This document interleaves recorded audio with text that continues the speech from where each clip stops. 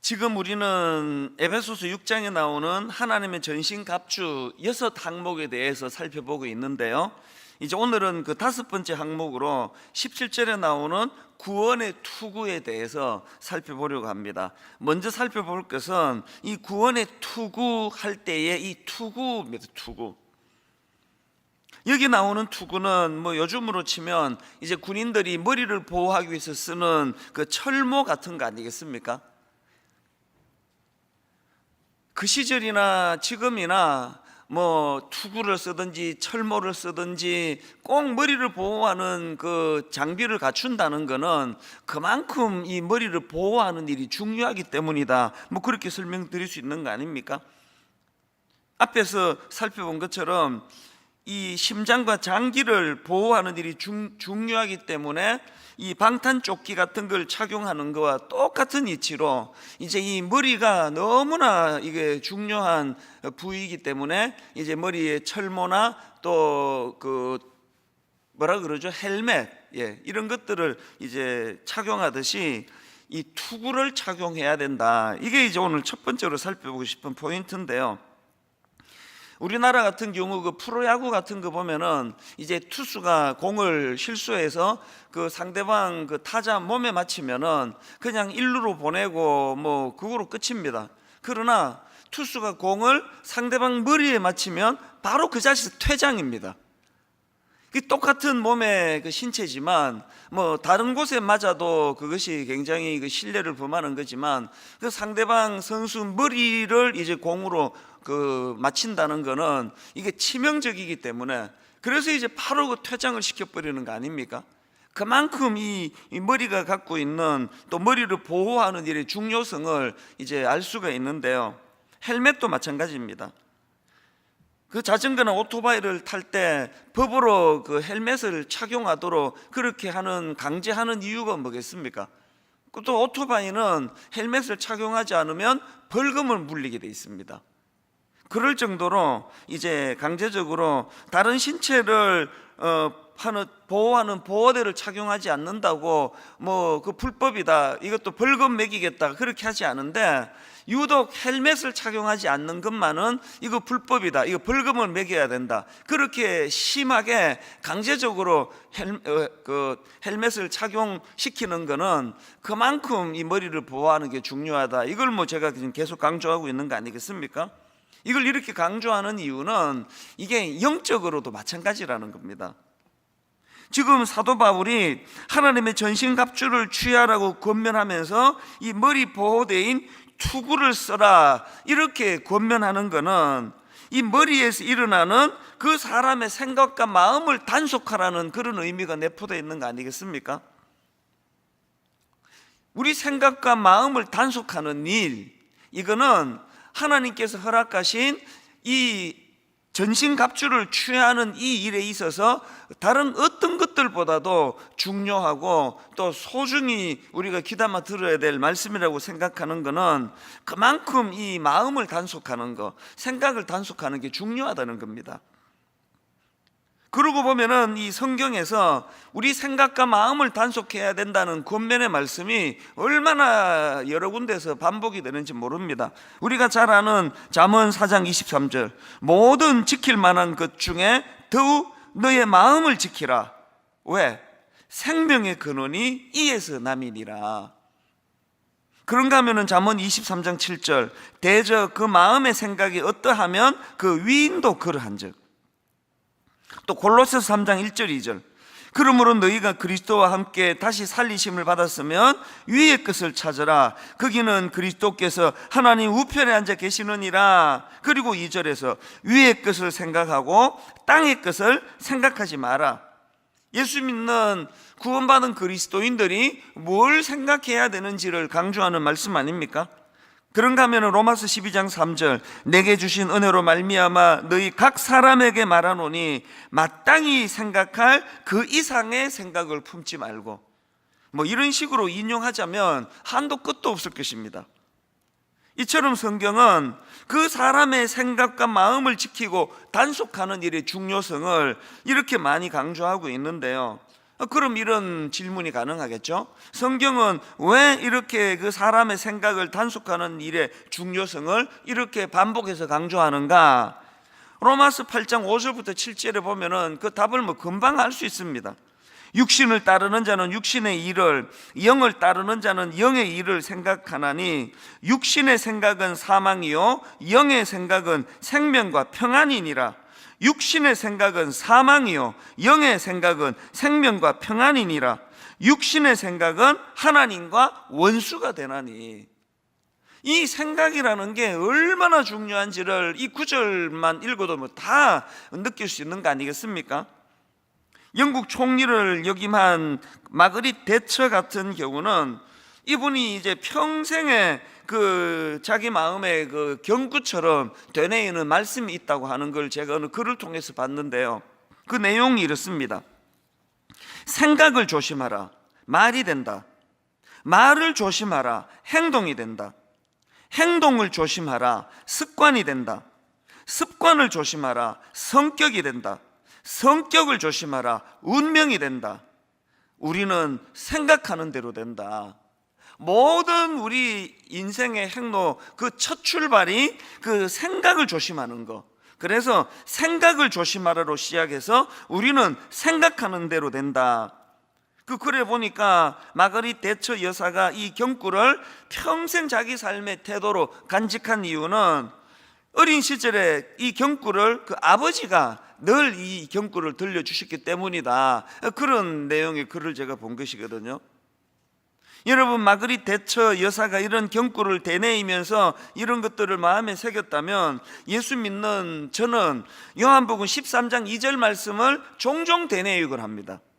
마귀가 벌써 시몬의 아들 가룟 유다의 마음에 예수를 팔려는 생각을 넣었더라. 저는 이 말씀이 너무 두렵습니다. 가룟 유다가 예수님을 팔아버리는 그 행위로서 망한 게 아니고요, 멀쩡하게 예수님과 같이 식사도 하고 제자들과 교제하고 다 어울려 지내는데 이미 그 마음에 예수를 팔려는 이 생각이 장악당한 이때부터 가룟 유다는 이미 망한 사람이라는, 숨만 쉬고 있지 이 죽은 거나 다른 게 없다는 거는 너무나 많은 저 같은 목회자들이 매 이 시간에 나오면 자기 맡은 시간에 설교도 똑같이 하고 기도 인도도 하고 모든 걸 제자 훈련도 하고 똑같이 하지만 생각이 장악된 그 상태로라면은 그건 죽은 상태라는 겁니다. 여러분, 이 특별새벽 부흥회를 이제 마무리하는 토요일 이 시점에서 나는 가룟 유다와 같이 지금 생각이 장악당하고 있는 건 아닌가, 생각이 완전히 장악된 상태는 아니다 할지라도 이런 위험에 지금 노출이 되어 있는 건 아닌가 깊이 돌아보고 점검하는 시간을 가지셔야 됩니다. 왜 그래야 된다고요? 다시 읽어드릴게요. 생각을 조심하라, 말이 된다. 말을 조심하라, 행동이 된다. 행동을 조심하라, 습관이 된다. 습관을 조심하라, 성격이 된다. 성격을 조심하라, 운명이 된다. 우리는 생각하는 대로 된다. 우리가 잘 아는 사랑장인 고린도 전서 13장에 보면은 말하는 게 어린아이와 같고 그 다음에 생각하는 게 어린아이와 같고 그런 내용이 나오지 않습니까? 왜 저 사람은 말하는 게 꼭 저렇게 어린애같이 유치찬란한가? 생각하는 게 어린애 같기 때문이라는 겁니다. 그래서 말 잘하려고 애쓰지 말고 생각이 성숙해지도록, 내 생각이 성령님에게 사로잡힐 수 있도록 이거를 구해야 된다는 것입니다. 이런 면에서 보면은 저는 요한복음 13장 2절 말씀이 참 두렵거든요. 마귀가 벌써 시몬의 아들 가룟 유다의 마음에 예수를 팔려는 생각을 넣었더라. 지금 가룟 유다는 그 마음의 생각을 무방비 상태로 방치했기 때문에 그래서 이게 마귀의 밥이 돼버렸는데, 마귀에게 그 생각이 장악돼 버렸는데, 오늘 이 세상에서 펼쳐지고 있는 일들을 보면은 이 가룟 유다의 그 마음을 혼미하게 해가지고 그를 망하게 했던 마귀의 이 무서운 공격이 전방위로 계속되는 것을 느낄 수 있기 때문입니다. 특별히 지금 이 자녀 교육, 아까도 우리 그 중고등부 청소년들이 너무너무 주안에서 발랄하게 그렇게 특송을 하는 게 왜 눈물이 되는가 하면은요, 지금 이 악한 것들이 그야말로 막 거의 총공세를 펼치는 것 같습니다. 우리 아이들의 생각을 장악해 버리려고. 저는 그런 생각을 하거든요. 신앙교육에 있어서 이 골든타임이라고 하는 게 이게 언제일까? 이게 바로 중고등부 청소년 시기에 방향을 이 방향으로 잡느냐 저 방향으로 잡느냐, 그 가치관의 줄기가 생겨나는 게 이게 청소년 시기라고 생각하는데, 바로 이 청소년 시기에 대학 입시라고 하는 너무나 무서운 괴물 앞에 아이들이 무기력하게 6년을 보내고 나니까, 그 애를 뭐 무슨 좋은 대학에 보내고 나면 무슨 소용입니까? 생각이 장악이 되는데, 가치관이 장악이 되는데. 사단은요, 이 반복 교육의 그 효과를 너무 잘 아는 존재입니다. 영화를 한번 보세요. 드라마를 한 편 보세요. 애들이 좋아하는 그런 소설이나 뭐 그런 글들 한번 읽어보세요. 무서울 정도로 반복하는 그 쇠뇌시키는 메시지가 어떤 영화든지 어떤 드라마든지 애들이 좋아하는 어떤 프로든지 간에 그게 늘 스며들어 그것들을 슬쩍슬쩍 던지는 걸 저는 느끼고 보거든요. 여기에 비해서 신앙교육이 반복되지 않는 거예요. 신앙교육은 단절이에요. 아까 우리 내 교역자가 나와가지고 저렇게 밝게 그 성도님들 잠을 깨워드리느라고 막 그냥 발랄하게 체조를 했지만, 이 교역자들의 무거운 마음은 이루 말로나 못합니다. 왜? 이 마귀의 유혹은 연속적으로 지금 반복적으로 그 아이들에게 스며드는 거에 반해가지고 신앙교육은 너무 파편적이에요. 일주일에 한 번 한 시간 던져질 듯 말 듯 하다가 또 단절이 돼버리고, 던져질 듯 하다가 또 단절이 돼버리고. 그래서 이 신앙교육이 연속적으로 이루어지게 만드는 건 가정이에요. 이번 특별새벽 부흥회 기간에 우리 부모님들만 은혜 받고 끝내지 마시고요, 아이들이 어리면 어릴수록 좋습니다. 아이들이 어릴수록 이 아이들을 무릎에 앉혀놓고 이 연속적인 반복되는 신앙교육이 이루어질 때 사단이 지금 공격하고 있는 이 생각을 장악하려는 그 악한 유혹을 이겨낼 수 있으리라고 저는 믿습니다. 이런 면에서 저는 늘 기도합니다. 모든 지킬 만한 것 중에 더욱 너의 마음을 지키라. 모든 지킬 만한 것 중에 더욱 너의 마음을 지키라. 생명의 근원이 이에서 남이니라. 이 말씀을 우리가 기억하면서 이제 본문에서 사도 바울이 권면하는 이 머리를 보호하는 투구를 장착하게 되시기를 바랍니다. 영적으로. 근데 여기서 이제 문제 제기, 질문이 하나 있는데요. 우리가 영적으로 머리에 투구를 쓰는 일, 그래서 그 마음의 생각을 지키고 보호하는 것의 중요성은 알겠는데, 그 투구가 왜 구원의 투구라는 거냐는 거예요. 뭐 지혜의 투구, 지식의 투구, 뭐 능력의 투구, 여러 가지 이 투구의 성격을 규정할 수 있는데, 그 머리에 보호대로 쓰는 투구가 왜 구원의 투구냐는 겁니다. 17절에 구원의 투구와 성령의 금 곧 하나님의 말씀을 가지라. 이 뒷부분은 이제 내일 이제 주일 예배 때 이제 다룰 예정이고요. 이 질문 해보셨습니까? 이런 질문에 또 생각을 한번 해보셨습니까? 왜 투구를 구원의 투구로 명명했을까? 여러분, 이 구원의 투구를 쓴다는 것이 뭘 의미하는지를 이제 살펴보면서 이 의미를 찾으면 좋겠는데요. 여러분, 그리스도인들이 이 구원의 투구를 쓴다는 것의 의미를 뭐 100가지도 넘겠지만 오늘 2가지로 제가 이걸 정리를 좀 해드리고 싶은데요. 그리스도인이 구원의 투구를 쓴다는 것의 의미 첫 번째가 뭐냐? 그거는 우리가 하나님으로부터 받은 구원의 내용을 잘 이해해가지고요, 이 잘못된 구원의 진리를 분별하는 힘을 가지는 것, 이게 구원의 투구를 쓴다는 의미입니다. 정확하게 이 진리를 분별할 수 있는 힘을 가지는 것, 구원의 내용을 잘 파악하는 것. 그래서 끊임없이 사단이 이 잘못된 교리, 잘못된 진리를 가지고 공격할 때 그것을 분별해낼 수 있는 힘, 이게 구원의 투구를 쓸 때만 가능한 겁니다. 저는 그저께도 말씀드렸지만 가슴이 아파요. 청소년들이 막 펄쩍펄쩍 뛰면서 찬양을 하고, 저도 이제 요즘에는 뭐 이제 거의 다 사역을 하고 있습니다만, 예전에 뭐 한 20여 년 청소년 그 수련회 부흥회를 제가 인도했던 사람 아닙니까? 한 2, 3천 명씩 모여가지고 막 1시간 내내 펄펄 뛰고 막 그냥 놀랍게 찬양을 하고 눈물을 쏟고 하는데요, 그렇게 하고 이제 설교하면서 진행을 해보면 성경을 너무 모르는 겁니다. 진리가 뭔지 하나도 몰라요. 심지어는 이게 뭐 구약의 인물인지 신약의 인물인지 조차 구분을 못합니다.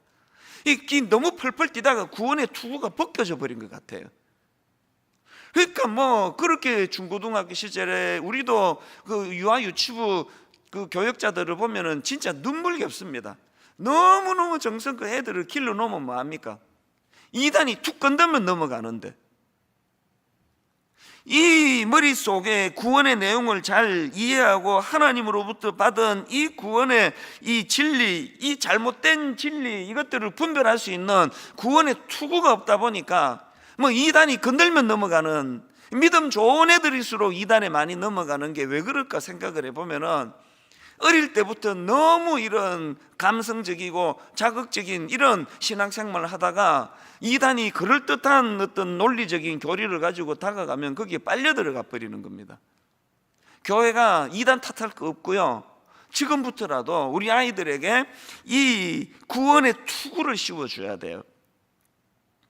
갈라디아 1장에 보면은 이 갈라디아 교회를 향한 무서운 마귀의 공격을 볼 수가 있는데요. 자, 갈라디아 1장 6절 7절입니다. 그리스도의 은혜로 너희를 부르신 이를 이같이 속히 떠나 다른 복음을 따르는 것을 내가 이상하게 여기노라. 사도 바울이 지금 탄식하는 겁니다. 그리스도의 은혜로 너희를 부르신 이를 이같이 속히 떠나 다른 복음을 따르는 것을 내가 이상하게 여기노라.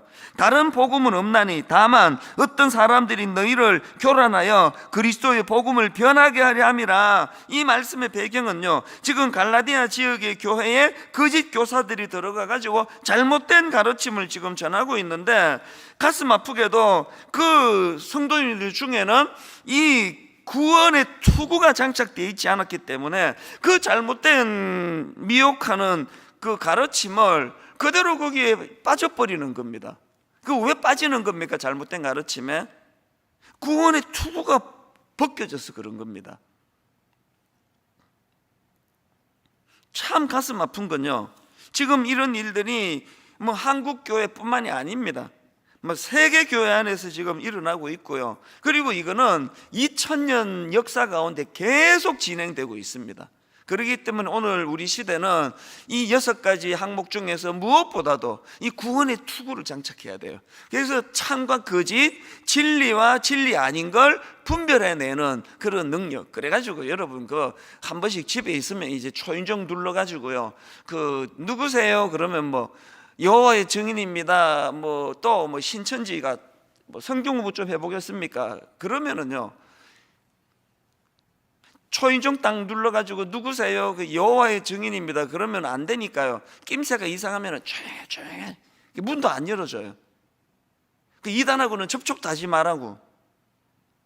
뭐 그것도 또 피할 수 있는 방법이지만 더 진리의 투구를 잘 장착함으로 말미암아 무슨 말로 미혹하든지 간에 그런데 흔들리지 않는 이런 그리스도인이 되시기를 바랍니다.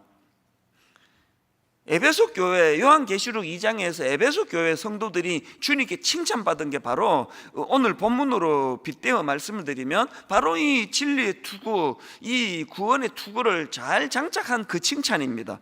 자, 에베소 교회를 향한 주님의 칭찬을 한번 보십시오. 요한계시록 2장 1절 2절. 에베소 교회의 사자에게 편지하라. 오른손에 있는 7별을 붙잡고 7 금촛대 사이를 거니시는 이가 이르시되, 내가 너의 행위와 수고와 너의 인내를 알고 또 악한 자들을 용납하지 아니한 것과 자칭 사도라 하되 아닌 자들을 시험하여 그의 거짓된 것을 네가 드러낸 것과. 이 주님의 칭찬이 뭡니까? 구원의 투구가 장착되어 있으니까 그 하나님으로부터 전달받은 구원의 내용을 너무나 잘 이해하고 있었기 때문에 그런데 흔들리지 않았다는 겁니다. 오늘 분당 우리 교회와 이 땅의 수많은 교회들이 에베소 교회처럼 주님께 칭찬받게 되시기를 바랍니다. 그러기 위하여 하나님이 구원의 투구가 잘 장착된 그런 신앙생활 되기를 원합니다. 이게 구원의 투구를 쓴다는 첫 번째 의미고요. 그런가 하면은 그리스도인이 구원의 투구를 쓴다는 게 뭘 의미하느냐? 그 두 번째 의미는 이겁니다. 하나님으로부터 받은 구원을 잘 누림으로 이 하나님의 구원을 확신하는 거예요. 이 하나님의 구원을 확신하는 것. 우리가 그리스도를 영접하는 순간부터 하나님의 자녀가 되는 거 아닙니까? 이렇게 예수 그리스도의 십자가를 통하여 하나님의 자녀가 된 우리가 평생 간직해야 될 확신이 뭐겠습니까? 하나님은 십자가로 하나님의 자녀된 우리를 어떤 경우에도 버리시지 않는다. 이 확신을 가지는 게 이 구원의 투구를 장착하는 거예요. 어떨 때는 참 크리스찬답지 않게 죄의 자리에 빠지기도 하고, 어떨 때는 그 유혹에 넘어가 버리기도 한다 하더라도 그 순간에도 여러분, 자녀가 아버지에게 보여줄 수 있는 가장 자녀다운 모습은 뻔뻔한 겁니다. 다시요, 자녀의 아버지 앞에서의 자녀다움을 드러내는 가장 강력한 아이덴티티는 아버지 앞에 뻔뻔한 거예요. 세상의 부모 가슴을 다 후벼 파고 나쁜 짓 하고 물건 깨고 어릴 때는 아장아장 그럴 때부터 시작해서 그렇게 하면은 안 되는 짓을 하고도 5분만 지나면은 꾸지람 듣고도 생글생글 거리는 거, 이게 자녀됨의 정체성이라고 생각하거든요.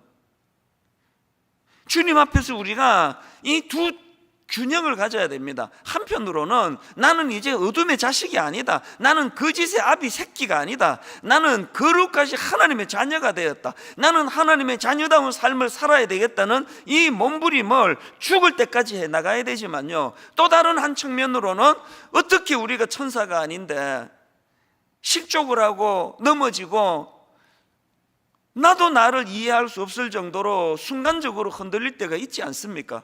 그럴 때는 사단이 바로 무엇으로 공격합니까? 죄책감으로 공격하거든요. 봐라, 네가 이래놓고도 하나님의 자녀냐? 너 같은 걸 하나님이 사랑하시겠냐? 그렇게 공격할 때는요, 얼굴에 철판을 까는 거예요. 자녀의 자녀됨은 아버지 앞에서 뻔뻔하다 할 정도로. 왜 그렇게 뻔뻔합니까? 우리 집 애들은 왜 모든 자식들은 다 자기 부모에게 그렇게 뻔뻔한 겁니까? 확신하거든요. 내가 범한 용서가 1이라면 이 잘못한 걸 뒤덮을 만큼의 아버지 사랑은 1000이요 만이라는 걸, 10만이라는 걸, 그 확신이 있으니까 뻔뻔해지는 거 아닙니까? 그래서 지혜로운 애들일수록요, 옛날에는 매를 또 많이 들었잖아요. 매를 들고 때리면 때릴수록 품에 더 안기는 거 아닙니까? 각도가 안 나와서 못 때리게 하려고 하는 그 의도도 있고요, 당황스러우니까 파고드는 거거든요. 다시 말씀드립니다. 우리가 구원의 투구를 장착한다는 건요, 이 확신을 가진다는 뜻이에요. 누가 뭐라고 유혹을 하고 누가 거짓된 말로 나를 호도하고 너 예수쟁이 아니라고 떠들어대도 어떤 경우에도 나는, 그래서 저는 찰스 스윈들 목사님의 이 확신에 찬 메시지가 너무 좋아가지고요, 어제 저녁에 이걸 내가 반복해서 제가 읽으면서 감동을 했습니다. 이 찰스 스윈들 목사님의 메시지를요, 제가 액센트를 넣어서 힘있게 한번 읽어드릴게요. 구원의 확신은 당신의 전체 장비에서 가장 전략적인 요소 중 하나이다. 그것을 취하라. 느낌표. 당신은 구원받았고 그리스도께로 왔다. 당신이 구원을 잃을 일은 절대로 없다. 그러니 한시라도 확신은 잃어서는 안 된다. 당신이 거듭나던 순간에 주어진 확신은 지금도 당신의 것이다. 오늘 그렇게 주장하면 된다. 사탄이 가장 즐겨 쓰는 교란 작전 중 하나는 당신의 영원한 안전에 대한 확신을 약화시키는 것이다. 당신은 구원의 투구를 받았다. 당신은 구원의 투구를 받았다. 당신은 그것을 쓰라고 명한다. 오늘 여러분 엿새 동안에 이 새벽 부흥회를 정리하면서 이 찰스 스윈돌 목사님의 확신에 찬 메시지를 힘입어 가지고 다시 한번 흐트러진 이 구원의 투구를 잘 장착하는 여러분 되시기를 바랍니다. 성경에도 우리가 가져야 될 구원의 확신을 성경하는 말씀들이 너무너무 많습니다. 요한복음 10장 28절, 내가 그들에게 영생을 주노니 영원히 멸망하지 아니할 것이요, 내가 그들에게 영생을 주노니 영원히 멸망하지 아니할 것이요, 또 그들을 내 손에서 빼앗을 자가 없느니라.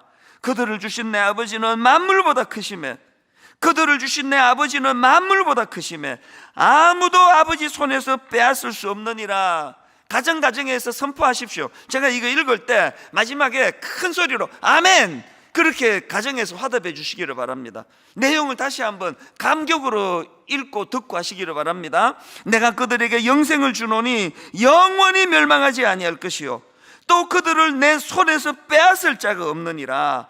그들을 주신 내 아버지는 만물보다 크심에 아무도 아버지 손에서 빼앗을 수 없느니라. 아멘. 이 말씀이 내게 장착이 되는 그게 구원의 투구를 쓰는 겁니다.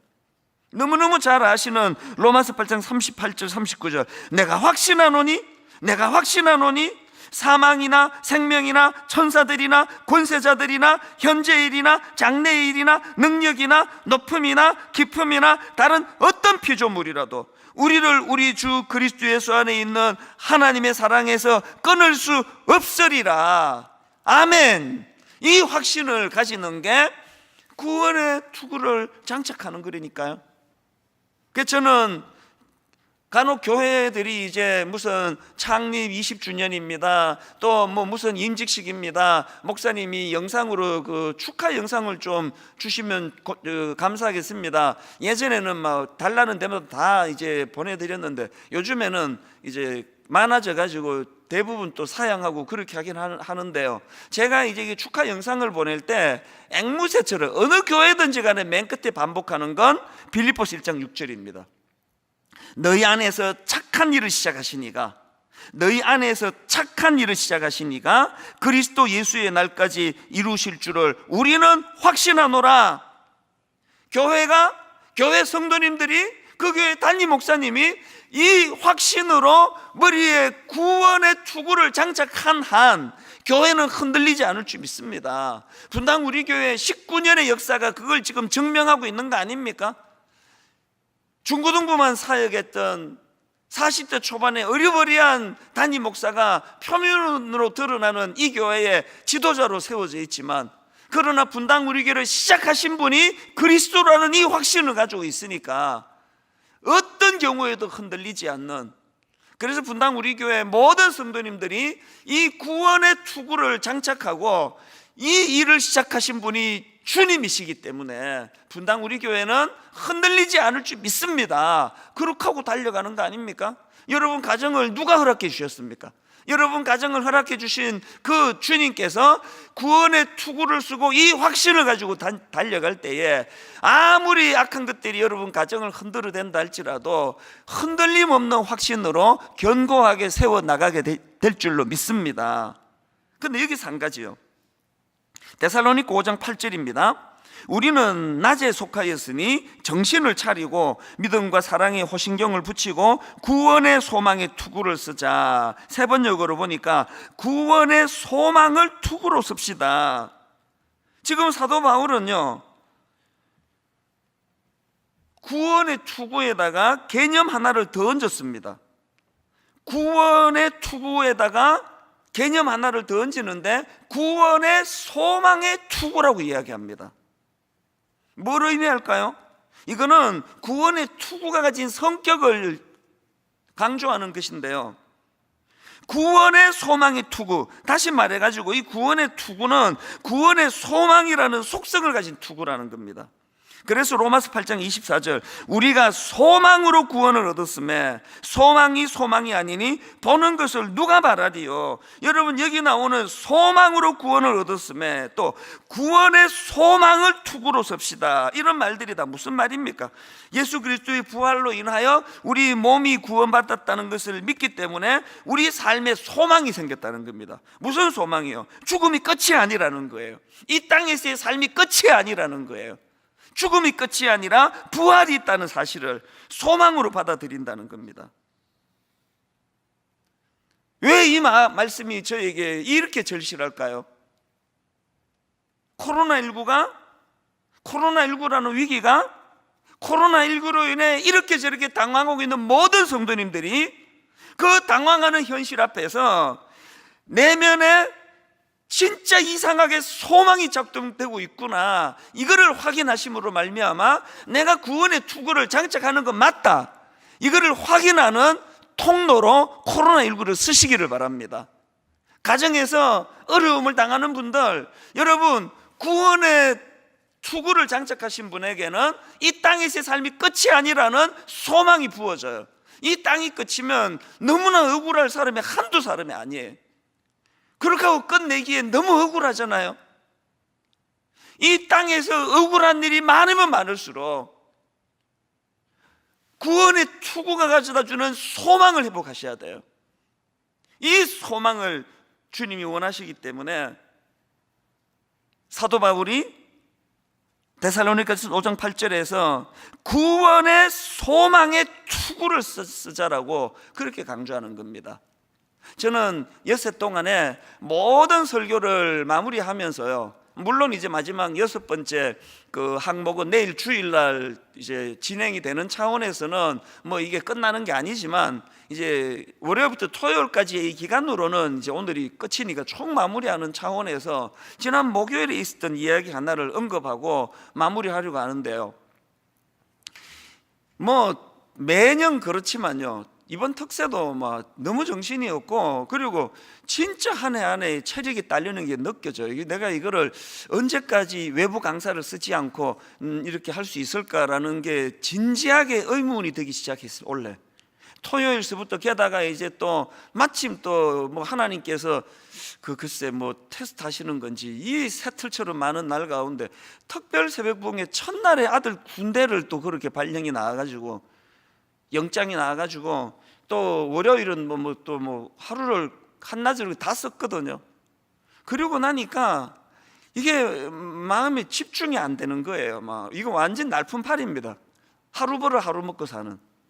그러니까 뭐 사실은 저는 홈큐 막 나와서 막 이렇게 막 할 때도 마지막 그 원고 다듬느라고 막 초읽기 정신이 없고, 그래서 이게 나오기 한 5초 전까지 막 부랴부랴 해가지고 그렇게 나오면서 정신이 없었는데요, 목요일 목요일 오후에요, 너무 피곤하고 몽롱한데, 이제 그저께 제가 말씀드린 이 말씀의 연장인데요, 우리 교역자들의 특성이 궁금해서 진지하게 그것을 보면서 한번 1차로 마음이 무너졌어요. 그 기도하는 우리 교역자들의 모습이나 그 몸짓 하나, 손짓 하나가 탁한 눈물이 되더라고요, 저한테. 정말 하나님의 그 성도들을 위하여 애쓰는 우리 교역자들이 너무 고마웠고요. 그렇게 하고는 이제 벌써 마음이 이렇게 뜨거워졌는데, 내일 이제 목요일 시점으로 내일 이제 우리 사랑부, 그게 수요일이네요. 목요일 날 이제 우리 사랑부 영상을 만들었는데 미리 저한테 방송팀에서 보내줘서 그 우리 사랑부 영상을 보다가 제가 터져버렸어요. 그렇게 눈물이 나더라고요. 장애인 부서 우리 사랑부 아이들이 그 찬양을 하는 게 막 너무 불쌍하고 안쓰럽고 그래서가 아니에요. 정확하게 제 감정을 표현하자면 그 아이들이 눈부시게 아름다워가지고, 너무너무 아름다워가지고, 게다가 막 이제 제가 또 아버지니까 그랬을 것 같아요. 저 아이들이 저렇게 아름답게 찬양할 수 있기까지 그 엄마가, 그 아빠가 얼마나 거기에 사랑의 손길이 들어갔겠냐고, 얼마나 인내하며 그 아이들을 지도했겠냐고. 우리 사랑부 담당 목사님이 우리 사랑부 선생님들이 얼마나 복음으로 그 아이들에게 수고를 했을까. 그 손길이 너무 아름다워. 그 찬양하는 그 아이들의 모습이, 그 청년들의 모습이 너무 아름다워서 너무 가슴이 먹먹해지는 겁니다.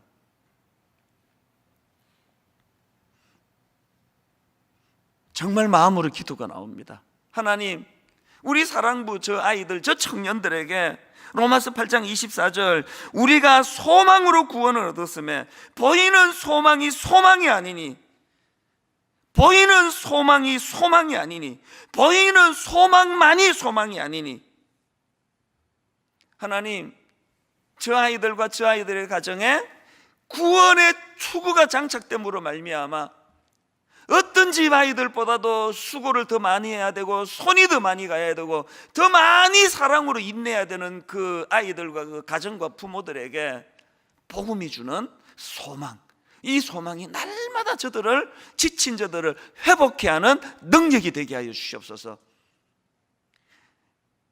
장애인 자녀를 둔 가정뿐입니까?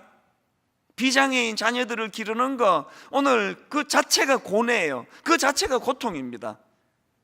오늘 이렇게 저렇게 억울한 일을 당하고 이렇게 저렇게 마음이 상하고 아픈 모든 성도님들에게 구원의 투구를 장착한 자들에게 주시는 이 소망, 보이는 것만이 다가 아니다.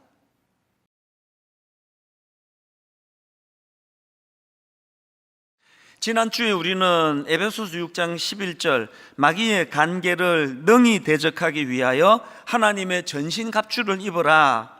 여기 나오는 전신갑주는 군인들이 입는 갑옷과 투구라고 말씀을 드렸는데요, 사도 바울이 그 당시 로마 군인들의 완전 군장한 모습을 매개로 해서 이 너무나 치열한 영적 전쟁, 영적 싸움 중에 있는 우리 그리스도인들이 그 영적 싸움에서 승리하기 위해서 갖추어야 될 6가지 항목들을 이제 로마 군병들의 군장에다가 빗대어 가지고 그렇게 이제 설명을 하는데요, 그 6가지가 이렇습니다. 진리의 허리띠, 의의 호심경, 평안의 복음의 신발, 믿음의 방패, 구원의 투구, 말씀의 검, 이렇게 6항목을 제시하는데 지난 한 주간 동안 특별 새벽 부흥회를 통해서 이제 한 항목 한 항목씩을 다 살펴보았고요. 이제 오늘은 맨 마지막 6번째 항목인 이 말씀의 검, 이 말씀의 검에 대해서 살펴보려고 합니다.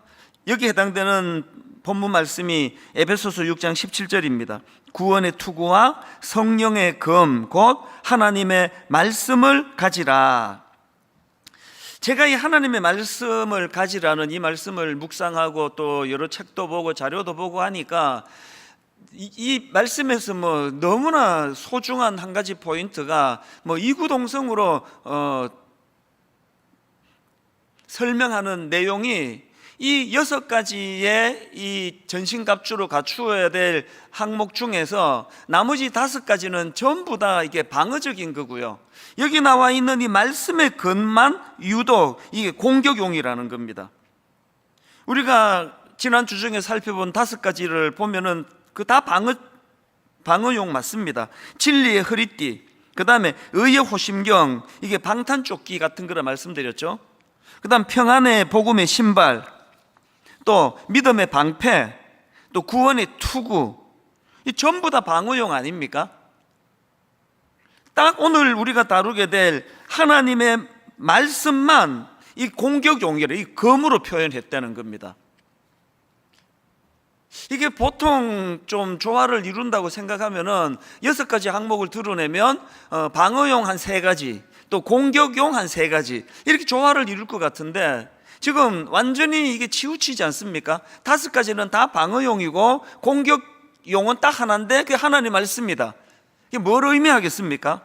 그만큼 이 말씀이 가진 강력한 능력, 말씀이 가진 강력한 힘, 이걸 좀 강조하는 것이지 않을까, 제가 그렇게 이것을 생각해 보았습니다. 이런 맥락에서 뭐 교회가 가질 모든 역량을 가지고 해야 되는 거는 예배를 살리는 일이고 말씀을 살리는 일이고 기도를 살리는 일인데요, 이것들이 어우러지면 너무나 강력한 영적인 공격용 무기, 상대방을 완전히 제압하는 공격용 무기가 되지 않을까, 그런 생각을 합니다. 특별히 그 중에서도 이 말씀, 이게 성경이 그것을 지금 우리에게 가르치고 있지 않습니까? 공격적으로 결국은요, 싸움은, 전쟁은 뭐 수비 아무리 잘해도 결국은 공격 잘하는 팀이 이기는 거 아닙니까? 근데 이게 딱 하나, 말씀이면 된다는 겁니다. 이런 점에서 오늘날 저나 또 많은 목회자들이 귀담아 들어야 될 중요한 메시지가 있다고 생각합니다. 교회는 뭐 여러 가지 요소를 다 갖추고 있어야 되지 않습니까? 친교도 해야 되겠고 뭐 여러 가지 것들이 다 있지만, 그러나 사실은 그 나머지 것들은 다 부대적인 거고 말씀을 가르쳐야 된다는 겁니다. 그렇지 않으면요, 뭐 주일학교 막 열심히 애들 잘 키워봐야 크면 다 뺏깁니다. 말씀이 없는데 그 영적 싸움에서 어떻게 승리할 수 있겠냐고요. 예를 들면은 요한복음 6장에 오병이어의 기적이 나오는데요, 이 사건 다 아시죠? 그 작은 어린아이 도시락으로 뭐 이것저것 다 합하면은 추정컨대 10,000명이 넘는 사람들을 이 어린아이의 작은 도시락 그 재료를 가지고 그런 기적을 베풀었다. 그랬더니 막 수많은 사람들이 열광을 하는데요, 그 진리 때문에 열광하는 거 아닙니다. 막 신기한 거 구경하고. 그래서 이제 그렇게 열광하는 그 사람들에게 예수님이 진리의 말씀을 가르치시니까 어떤 일이 일어나느냐, 다 떠나는 거예요. 요한복음 6장 66절을 보십시오. 그때부터, 주님이 말씀을 가르치는 그때부터 그의 제자 중에서 많은 사람이 떠나가고 다시 그와 함께 다니지 아니하더라. 여러분, 이게 현실인 겁니다. 이 딱 오늘 교회를 보는 것 같지 않습니까? 그 주일학교 애들에게 그렇게 뭐 간식 주고, 우리가 자랄 때는 뭐 놀이도 없고 TV도 없고 먹을 것도 없으니 교회 가면은 막, 그래서 온 동네들이 교회 다 모였습니다. 여름 성경학교 같은 거는 막 안 믿는 애들도 손꼽아 기다렸고, 크리스마스 뭐 이브 같으면 동네 사람들이, 그저께도 제가 옛날 드라마를 보니까 그 안 믿는 사람들끼리 그 크리스마스인데 교회 가서 떡 받으러 가야지, 그런 대사가 있더라고요. 그럼 무슨 소용입니까? 북적북적거리면서 영국 구경하고 게임하고 뭐 수박 깨트리기 하고 다 하고, 이제 말씀을 안 가르치면은요 다 떠나요. 그 자선 사업도 아니고. 이 교회가 회복이 돼야 되는 건 진짜 중요한 건 말씀입니다. 분당 우리 교회가 학교를 빌려서 교회를 개척하고 났더니 이모 주중에는 아무것도 못했거든요. 아이들 학교가 지금 이게 수업이 되는데 교회에서 뭘 하겠습니까? 이 등급만이 뭐 본당 하나 가지고. 그래서 저희는 달력에 빨간색 뭐 공휴일 뭐 아무것도 못했습니다. 그래서 모임은 전부 집집마다 돌아다니면서 제자 훈련도 돌아다니면서 하고 모임도 뭐 다 그렇게 했는데요, 지난 18년 19년을 되돌아보면서 제가 처절하게 깨달은 건요, 체육대회 안 해도 지장이 없더라는 거예요. 교회가 그냥 막 자리가 많아가지고 먹고 마시고 잔치하고 이러면 그 친교 코이노니아 굉장히 중요한 요소지만, 저희는 그걸 안 하고 싶어서 안 한 게 아니라 못해서 안 했는데요, 지금 와서 보니까 그게 뭐 아쉬운 점은 있지만 전혀 지장이 안 되더라는 거예요. 그래서 너무나 이제 다른 걸 할 수 없으니까 아이들이 이제 여기 학생들이 주일날에는 학교를 안 오니까 막 예배에 모든 걸 다 걸자. 오히려 더 부흥하게 되더라는 겁니다. 교회는 이 6가지 항목 중에서 다 방어용인데 공격하는 것 딱 한 가지, 하나님의 말씀이다. 여기에서 오늘 우리가 참 많은 생각을 하게 만든다고 생각을 합니다. 그래서 저는요, 오늘날 교회는 오병이어 기적 보고 떡 먹고 막 기분 좋고 우와 막 열광하다가 예수님이 진리의 말씀을 가르치니까 다 떠나버리던 그런 상황 속에서 베드로와 같은 인물을 길러야 된다는 겁니다. 66절을 보십시오. 예수님께서 말씀 전하니까 다 떠나버리는 그 상황 속에서 제자들에게 이런 질문을 던집니다. 요한복음 6장 67절, 예수께서 12 제자에게 이르시되 너희도 가려느냐? 그랬더니 68절, 시몬 베드로가 대답하되 주여 영생의 말씀이 주께 있사오니, 영생의 말씀이 주께 있사오니 우리가 누구에게로 가오리까? 아마 정말 우리 주님 마음을 기쁘게 흡족하게 드렸던 그런 대답 같습니다. 막 교회가 가능하면 그런 기적도 좀 일어나면 좋겠고요. 막 병도 고치고 막 소문도 나고 뭐 그러면 좋겠습니다만, 그러나 그거가 본질이 아니라는 거예요. 그런 게 하나도 일어나지 않는다 하더라도, 그리고 뭐 학교를 빌려서 가지고 다른 뭐 친교하고 뭐 김 집사님, 박 집사님 모여가지고 여전도에 늘 막 그저 만나서 북적북적 잔치같이 그런 분위기 좋게 만들면 교회가 성장하는 데는 그 도움이 되겠지만, 그런 게 없다 하더라도 본질되는 하나님의 말씀이 선포되고 하나님의 말씀이 가르쳐지는 곳이라면 아무 손색이 없다는 겁니다.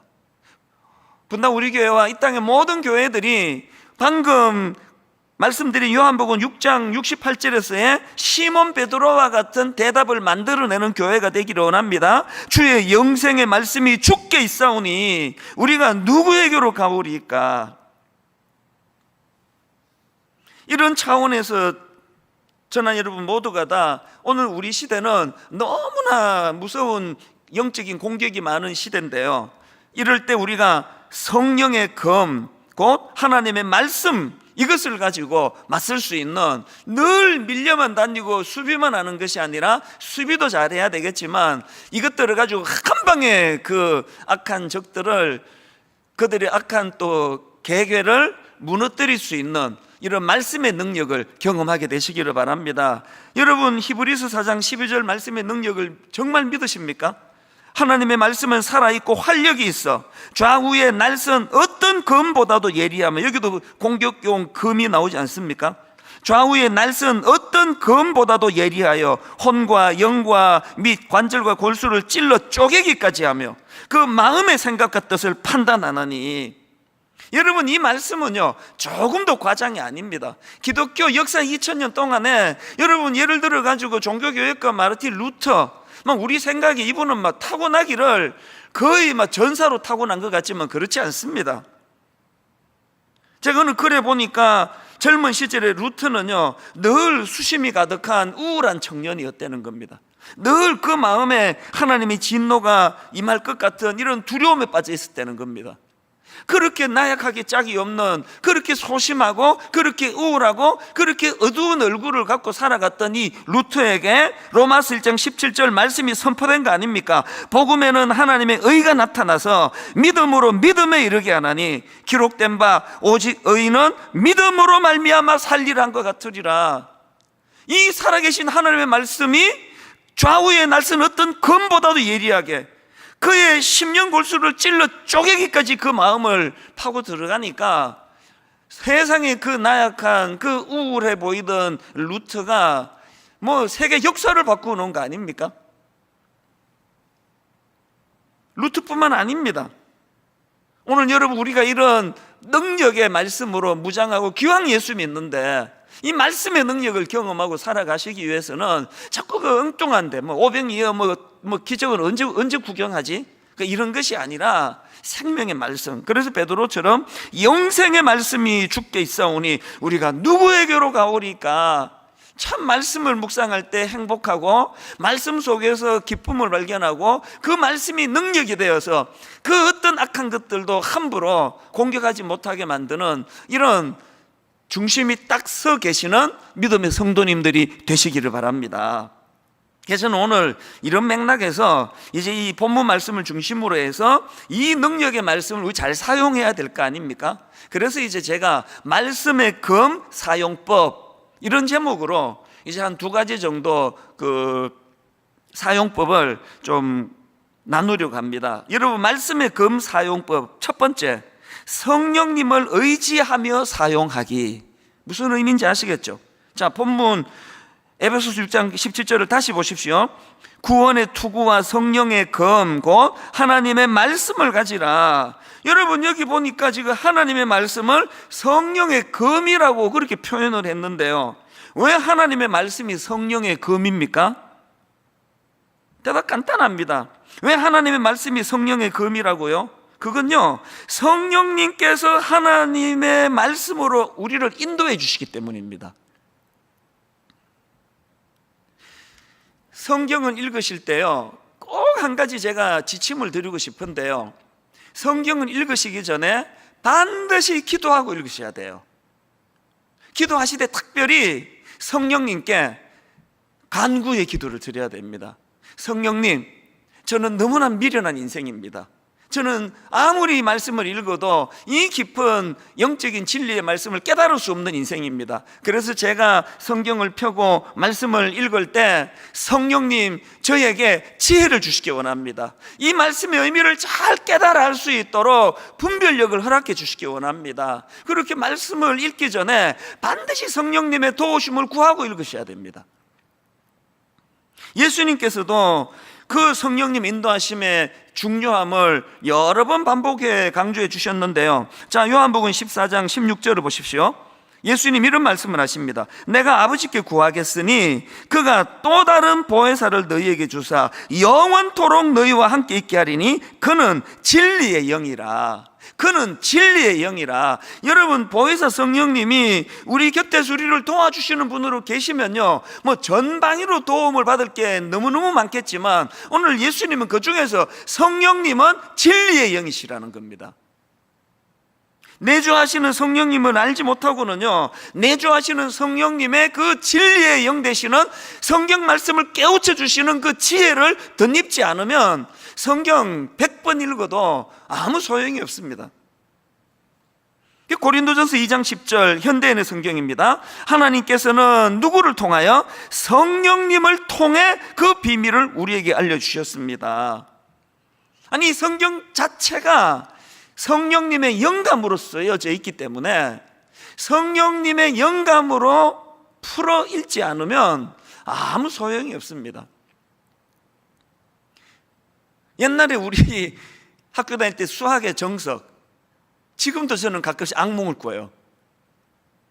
수학의 정석을요, 그 수학의 원리가 다 그 통해진 상태로 읽지 않으면요, 그거를 100번 읽어도 아무 소용이 안 읽은 거랑 똑같습니다. 이 수학에 워낙 약했던 저기 때문에 참 그 수학의 정석만 생각하면은 지금도 막 악몽을 꿀 정도인데요.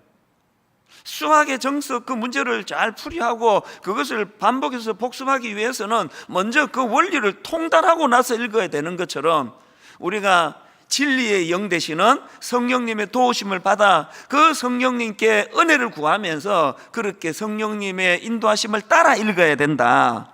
제가 이 말씀을 준비하다가 거의 한 37, 8년 전 이야기입니다. 제가 20대 후반에 이제 그때 갓 대학 졸업하자마자 우리 누나들이 참 고마워요. 누나들이 그렇게 개 이런 거 해가지고 저한테 또 돈을 또 주시고 또 우리 형님이 또 집을 또 이제 담보로 그렇게 허락해서 그렇게 이제 조그만한 가게를 시작을 했는데요.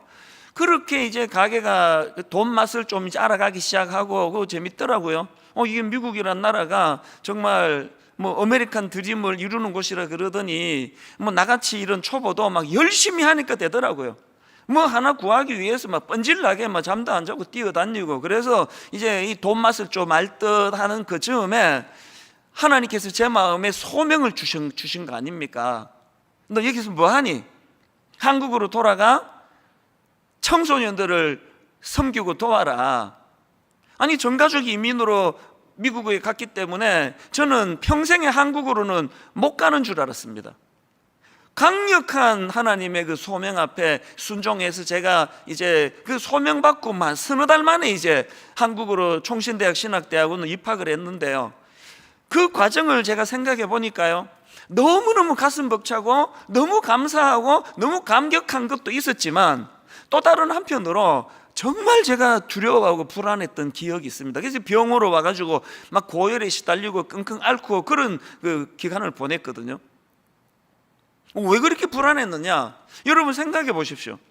5남매 중에 막내인 제가 가족 다 떠나가지고 더군다나 막 저렇게 형제들이 도와주셔가지고 이제 겨우 이제 비즈니스가 자리가 잡힐 듯 말 듯한데 그거 다 그냥 정리해버리고 한국에 돌아가 또 미국 시민권도 반납해버리고 그랬는데 이거 하나님 뜻이 아니었네? 내가 그날 헛걸을 봤네? 이래버리면 내 인생이 어떻게 되느냐고요. 그래서 이게 두려운 겁니다. 이게 진짜 하나님의 이 뜻이 맞는 건가? 그래서 제가 마음에 그 두려움을 가지고 성경을 읽어야 되겠다고 결심을 한 거 아닙니까? 창세기부터 요한계시록까지 전체를 제가 일독을 하면서 하나님 뜻을 좀 분별해야 되겠다. 이건 100% 성령님이 주신 지혜라고 저는 생각합니다. 제 머리에서는 그렇게 나올 수가 없습니다. 그 당시 제 어린 생각으로는. 그렇게 창세기부터 요한계시록까지 읽는데 여러분 생각해 보세요. 이거 읽는 과정이 뭐 교회에서 이번에 성경 일독해라 그래서 읽는 게 아니고요, 내 인생을 걸고 읽는 거 아닙니까? 내 인생이 지금 장래가 달려있는 문제니까 얼마나 절박하게 은혜를 구하면서 읽었겠냐고요. 그렇게 쭉 읽어가다가 하나님께서 마음에 확신을 주셨기 때문에, 확신 없는데 제가 그 모든 걸 다 내려놓고 포기하고 할 수가 있겠습니까? 그리고 얼마나 그 확신이 제게 강렬했으면, 세상에 내가 여러 번 얘기했지만, 아니 지금 내가 역이민을 생각하고 돌아오는데 김포공항에 도착해서, 그 당시에 김포공항에 도착해서 그날 밤에 어디서 잘 계획조차도 안 세우고 간 거 아닙니까? 진짜 무모한 결정이었던 것 같아요. 그런데 여러분, 제가 오늘 이 말씀을 준비하다가 너무너무 가슴이 뜨거웠던 거는, 그렇게 하고 37년이 지났거든요. 지난 37년의 내 인생은요, 컴퓨터가 자로 재는 듯이 가르쳐주는 그 길로 간 것 같아요. 단 한치 오차도 없었습니다. 이렇게 어리버리한 제가 한국에 돌아와 만 10년 그 귀한 우리 청소년 아이들, 내 평생의 재산이에요. 요즘도 제가 청소년 사역 시절을 생각하면 막 뭉클뭉클합니다. 저 똑똑한 애들이 보통 애들이 아니거든요. 이 나같이 어리버리한 이런 지도자를 목사라고 그렇게, 그저께 제가 이런 생각을 하다가 울컥했던 게요, 10년간의 청소년 사역을 다 마치고 그때 마지막으로 고3 부서, 입시생 부서를 제가 마지막으로 맡았었는데요, 이제 아이들을 이제 2월 마지막 주에 졸업 예배를 이제 졸업 예배로 애들 졸업을 시켜주고 3월 첫째 주부터 이제 분당 우리 교회 예비 모임을 예배를 정식으로 그때 시작을 했거든요. 2월 마지막 주를 생각하는데 이렇게 울컥해지는 겁니다. 맨 마지막, 저의 청소년 사역 10년을 총 정리하는 맨 마지막 예배 때 제가 그 아이들 고3 예배실로 쑥 들어갔더니 벽이 노란 포스트잇으로 도배를 한 거예요. 그 한 항목 하나면 그걸 내가 다 거두지 못한 게 너무 안타깝습니다. 이찬수 목사님과 함께한 시절에 이게 너무 감사했습니다. 나는 저것이 너무너무 기뻤습니다. 그 아이들이 물론 누군가가 이제 제안을 해서 시켜서 한 거겠지만요, 아이들 그 고3 부서실 벽이 그렇게 포스트잇으로, 노란 포스트잇으로 그렇게 한쪽 벽면이 도배가 돼 있는 것을 보면서 그저께 제가 이 말씀을 묵상하다가 너무 마음이 울컥한 거예요.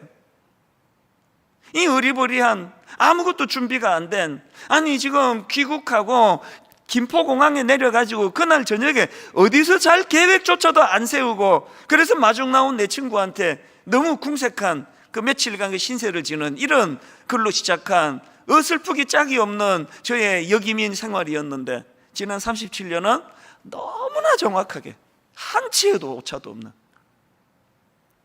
이게 성령님의 인도하심이 그거예요. 성령님의 인도하심을 성경을 통해서 더 씌워질 때 거기에 온전한 하나님의 인도하심이 나타나게 되는 줄로 믿습니다. 그래서 요한복음 16장 13절, 그러나 진리의 성령이 오시면 그가 너희를 모든 진리 가운데로 인도하시리니, 이 말씀을 믿는 정도가 아니라 여러분의 인생길 가운데 이 말씀을 늘 누리면서 경험하시면서 맛보시면서 살아가시는 믿음의 성도님들 되시기를 바랍니다. 그런가 하면은 두 번째로 그 말씀의 금 사용법, 두 번째, 묵상하고 실천하며 연마하기. 여러분이 연마라는 말 아시죠? 사전을 찾아보니까 학문이나 기술 따위를 힘써 배우고 닦음, 이렇게 돼 있는데요, 하나님의 말씀도 마찬가지예요. 말씀이 불완전한 게 아니라 이 말씀을 연마하지 않은 우리들의 연약함을 깊이 돌아보셔야 됩니다. 17절 말씀을 다시 한번 보십시오. 구원의 투구와 성령의 검 곧 하나님의 말씀을 가지라. 여기 나와 있는 하나님의 말씀을 이제 그 레마라고 기록되어 있는 이 하나님의 말씀을 가지고 설명해 놓은 책들을 보니까요, 이 하나님의 말씀을 이제 두 가지 단어로 설명하거든요. 로고스라는 단어가 있고 레마가라는 단어가 있는데, 오늘 본문에서는 레마라는 단어로 하나님의 말씀을 표현했다. 이게 무슨 의미냐? 흔히들 이제 이 로고스와 레마의 차이를, 로고스는 객관적인 진리의 말씀이다, 또 이 우주 전체가 이렇게 가변적이고 혼란이 많은 이 시대에, 이 세상에 흔들림 없는 중심을 잡아주는 그런 객관적인 진리의 차원에서의 말씀을 강조할 때 이게 로고스라고 설명을 한다. 그런가 하면은 여기에 반해서 레마라는 거는 주관적인, 자기가 특별히 은혜로 다가오는 그 말씀, 이게 레마이다, 이런 설명들을 많이 하거든요. 제가 본 책에서도 그런 설명들이 있었습니다. 근데 사실 이 로고스와 레마를 가지고 너무 이거를 껴 맞추려고 하다가 보면은 오류가 발생합니다. 왜냐하니까 현실적으로 그 성경이요, 이 레마와 로고스를 같은 뜻으로 이거를 혼용해서 쓰는 경우가 꽤 있기 때문이고요. 개석은 신약학자 길승남 교수님이 쓴 책에 보니까 이 부분을 이제 지적을 하면서, 이제 그럼에도 불구하고 여기에서 이제 레마라는 단어를, 로고스가 아니라 레마라는 단어를 쓴 이유를 이렇게 설명하는 걸 봤습니다. 그러나, 이 그러나가 뭡니까? 원래 이 레마와 로고스가 같은 의미이기 때문에 성경이 혼용해서 사용할 때가 많은데, 그러나 대체로 로고스는 메시지의 내용을, 레마는 어떤 상황에서 말하여지거나 선포된 말씀을 가리킨다, 그렇게 설명을 하는 글을 제가 봤고요. 그런가 하면 미국의 찰스 스윈들 목사님 책에 보니까 또 이런 설명을 합니다. 로고스의 초점이 메시지의 내용이라면 레마의 초점은 그 메시지를 표현하는 일이다. 그 다음 들어보세요. 따라서 지금 바울의 강조점은 복음 전파나 성경 읽기가 아니라 사탄과 교활한 어둠의 영들에 대항하여 하나님의 계시된 말씀을 실제로 활용하는 일이다. 그래서 이제 이 레마를 쓴 이유를 여러 학자들이 조금씩 다르게 이제 설명을 하는 것을 보는데요. 저는 이 말씀을 어떻게 적용하는가 하면은, 너무나 뭐 로고스는 이렇고 또 레마는 저렇고 구분시키는 그것이 좀 위험해요. 왜냐하면은 이게 로고스를, 레마를 내가 경험해야만 이게 진리인 것처럼 갚으리면 그거는 명백한 오류거든요. 그래서 저는 이거를 레마와 로고스로 구분해서 설명하기보다는 큰 그림으로 이 하나님 말씀은 객관적으로 너무나 혼란이 많고 가변적이고 변동이 많은 이 세상과 우리 인간들의 흔들리지 않는 중심을 잡아주는 차원에서의 말씀인 동시에, 그런가 하면은 그 모든 말씀이 진리의 말씀이지만 유난히 내게 객관적으로 내게 더 은혜가 되는 이 말씀이 있는데, 이 주관적 객관적인 말씀의 은혜를 동시에 받아 누리는 게 필요하다. 제가 이렇게 여러분에게 적용해서 설명을 드리고 싶습니다. 항상 신구약 성경 어떤 말씀이라도 내게 능력을 가져다 주고 내게 혼란한 이 시대의 중심을 가져다 주는 일에 쓰임 받지 않는 말씀이 없고요. 그런가 하면 그 중에서도 아까 제가 그 루트로 말한다면 그 혼미했던 루트가 로마서 1장의 그 말씀을 읽음으로 중심을 확 잡아주는 것 같아요. 주관적으로 자기에게 은혜가 되는 이런 말씀도 필요하다는 그 이야기입니다.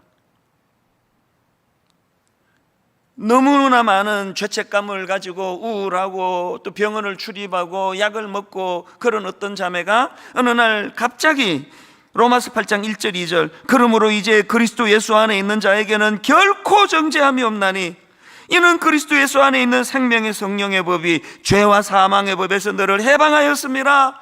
이 말씀 앞에 눈물이 쏟아지면서 하나님 앞에 은혜를 구하는 기도가 터져 나오면서 그날 그 시로 마음의 죄책감과 정죄감이 다 사라져 버렸습니다. 이런 간증은요, 이런 말로 다 할 수 없이 많이 나옵니다. 참 한 가정을 책임지는 가장 입장에서 늘 패배감에 시달리고 패배의식 때문에 괴로워하던 어떤 남자 성도님이 어느 날 로마서 8장 37절, 그러나 이 모든 일에 우리를 사랑하시는 이로 말미암아 우리가 넉넉히 이기느니라, 이 말씀 한 구절로 인해 가지고 벌떡 일어나는 새 힘을 얻게 됐다, 이렇게 고백하는 우리 형제님들도 꽤 많습니다. 참 이게 딜레마 아닙니까? 어떤 분은 이렇게 하나님의 말씀이 너무나 생생하게 살아있는 활력이 있어 꿈틀꿈틀거리는 능력의 말씀으로 자기에게 다가오는데, 어떤 분은 그렇게 오래 교회를 다니면서도 아이고 뭐 성경만 읽으면 졸리긴 하지 뭐 이게 뭐가 나한테 유익한지 모르겠다고, 이런 분들이 계시는데요, 그 왜 그런지 아십니까? 길이 안 나서 그래. 길이. 제 막내 아들이 지난주 월요일날 군에 입대를 했거든요. 저는 이제 이번 특세는 거의 날품팔이처럼 하루 벌어 하루 사는 것처럼 월요일날 막 수면 한 3시간씩 자면서 월요일 설교 준비해서 화요일 새벽에 쓰고, 화요일 또 한 3시간 자면서 또 이제 수요일 쓰고, 이러면서 일주일을 보냈기 때문에 어제는 정말 괴로운 시간을 보냈거든요. 막 머리도 아프고 막 치통까지 오고, 우리 치과에서 집사님한테 SOS 쳐가지고 막 오후에 갑자기 또 약 배달해 오고, 그러면서 이제 집에서 교회에서 늦게까지 씨름을 하다가 저녁 무렵에 집에 갔더니 막 저하고는 달리 제 아내는 막 그냥 막 신이 나서 막 싱글벙글해요. 왜 그런가 봤더니요, 아들한테 전화가 왔대요. 7분 시간을 주어졌다는 거예요. 세상에 그 7분을 자기한테 전화를 했다고. 그러면서 이제 막 그 얘기를 하는데, 결정적으로 너무 행복한 대목이 있었는데요, 얘가요 하루 온종일 엄마 생각만 한다고 그런 얘기를 해요. 근데 그 얘기를 들으면서 나는 둘 다 똑같이 부모인데, 되게 순간적으로 좀 그렇다면 내색은 안 했지만 약간 제가 좀 서운하려고 하다가 바로 제가 반성으로 들어간 게 뭐냐, 맨날 저는 교회 일 한답시고 그 아이가 어릴 때부터 잘 때 나가고 잘 때 들어오고 지금까지도 마찬가지예요. 이게 이 친밀함이 별로 없다가 보니까 자기 엄마랑 뭐든지 의논하고 살갑게 지내고 같이 교제하고 이러니까 군대 보내놨더니 하루 종일 엄마 생각만 난다고 하는, 그래도 너무한 거 아닙니까? 성경 말씀이요, 어떤 분에게는 너무나 내게 친숙한 로고스의 말씀으로, 레마의 말씀으로 너무 내게 포괄적인 이 진리로 참 거기에 너무나 경외감이 생기는 말씀으로, 때로는 세미한 음성으로 내 마음을 만져주시는 그런 말씀으로 누리는 분들은요, 그 말씀과의 교제가 잘 이루어졌기 때문에, 길이 잘 났기 때문입니다. 그래서 제가 아까 말씀의 금 사용법 두 번째 설명하면서 두 가지를 제가 제시했죠.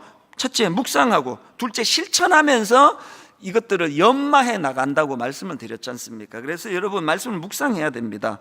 길이 나기 위해서는 너무 우리 아들이 저에 대하여 별로 생각도 안 하고 자기 엄마만 생각하는 것처럼 말씀이 서먹서먹해지는 걸 막으려면은요, 말씀과 내 심령 사이에 길이 나야 되는데 그 묵상입니다. 시편 1편 1절 2절, 복 있는 사람은 악인들의 꾀를 따르지 아니하며 죄인들의 길에 서지 아니하며 오만한 자들의 자리에 앉지 아니하며 오직 여호와의 율법을 즐거워하여 그 율법을 주야로 묵상하는 자로다. 묵상하는도다. 공동번역으로 보니까 밤낮으로 그 법을 되새기는 사람이라는 거예요. 밤낮으로 그 말씀을 되새기는. 여러분, 요수아가 모세의 후계자로 세워갖고 부들부들 떨고 있을 때 앞으로 치러야 될 그 정복 전쟁은 얼마나 그를 두렵게 만들겠고, 그 수많은 불평이 많은 이스라엘 백성들을 이끌고 가는 게 얼마나 두려움이 많았겠습니까? 그랬을 때 하나님께서는 요수아 1장 7절, 오직 강하고 담대하여 나의 종 모세가 너에게 명령한 그 율법을 다 지켜 행하고 우로나 좌로나 치우치지 말라. 그리하면 어디로 가든지 형통하리니. 그러면서 주시는 말씀이 8절입니다. 이 율법책을 내 입에서 떠나지 말게 하며 주야로 그것을 묵상하며 그 안에 기록된 대로 다 지켜 행하라. 오늘 여러분, 이 세상살이에서 두려움이 많으시면 여호와의 말씀을 묵상하게 되시기를 바랍니다. 가정을 지키기에 어려움이 커서 지금 근심하는 분, 저같이 교회 목회가 너무너무 버거워서 힘들어하는 이런 목회자들이 있다면 여호와의 말씀을 묵상하는 거예요. 주야로 묵상하는 겁니다. 그런가 하면 두 번째가 뭐라 그랬죠? 하나가 묵상하는 거라면 두 번째는 실천하는 걸 연마해요. 실천. 야고보서 1장 22절, 너희는 말씀을 행하는 자가 되고 듣기만 하여 자신을 속이는 자가 되지 마라. 말씀을 읽고 묵상하는 것도 중요하지만 그 내게 자리 잡은 그 말씀이 내 삶을 변화시키도록 자꾸 훈련해야 되는 거예요. 누가복음 6장 46절에 49절, 너희는 나를 불러 주여 주여 하면서도 어찌하여 내가 말하는 것을 행하지 아니하느냐.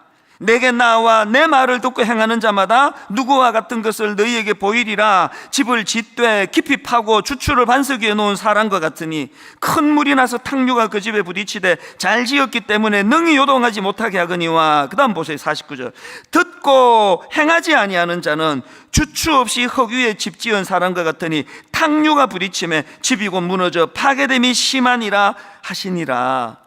여러분, 이 두 가지 아시겠습니까? 묵상하는 거예요. 그 묵상과 말씀을 삶 속에 실천하는 겁니다. 결론을 맺습니다. 말씀의 검사용법 두 가지, 성령님을 의지하며 사용하기, 묵상하고 실천하며 연마하기, 이 두 가지를 기억하시면서 여러분, 사도행전 17장 11절, 베레아에 있는 사람들은 데살로니가에 있는 사람들보다 더 너그러워 간절한 마음으로, 이 중요합니다, 간절한 마음으로 말씀을 받고 이것이 그러한가 하여 날마다 성경을 상고함으로, 날마다 성경을 묵상함으로. 이 결론을 맺으면서 숙제 점검합니다. 지난주에 한 가지 숙제를 드렸는데요, 오늘 두 가지가 더 덧붙여집니다. 이번에 사정이 있어가지고 특별 새벽 부흥회에 참여하지 못하신 분들은 홈페이지가 다 올라가 있습니다.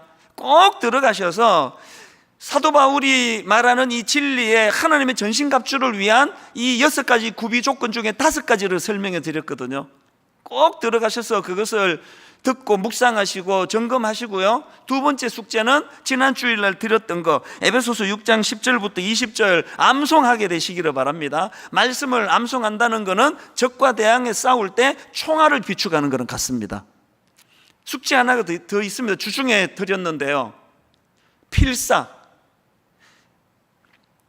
에베소서 1장부터 6장까지를 필사하는 겁니다. 아무 노트나 구입해서 하시면 됩니다. 우리 홈페이지에 또 다운받아서 쓸 수 있도록 노트를 만들어 놨습니다. 필사가 좋은 게요, 읽는 것보다 속도가 더디잖아요. 묵상하기가 좋은 겁니다. 필사하시면서 자꾸 되뇌이세요. 성령님, 이 필사 가운데 개입하여 주시옵소서. 진리의 영이신 성령님, 이 말씀을 깨우쳐 내 삶 속에 묵상이 되고 실천이 되는 도구가 되게 하여 주시옵소서. 오늘 말씀을 쭉 정리하시면서 우리 이 찬양을 드리면서 이제 말씀을 마무리하기를 원합니다.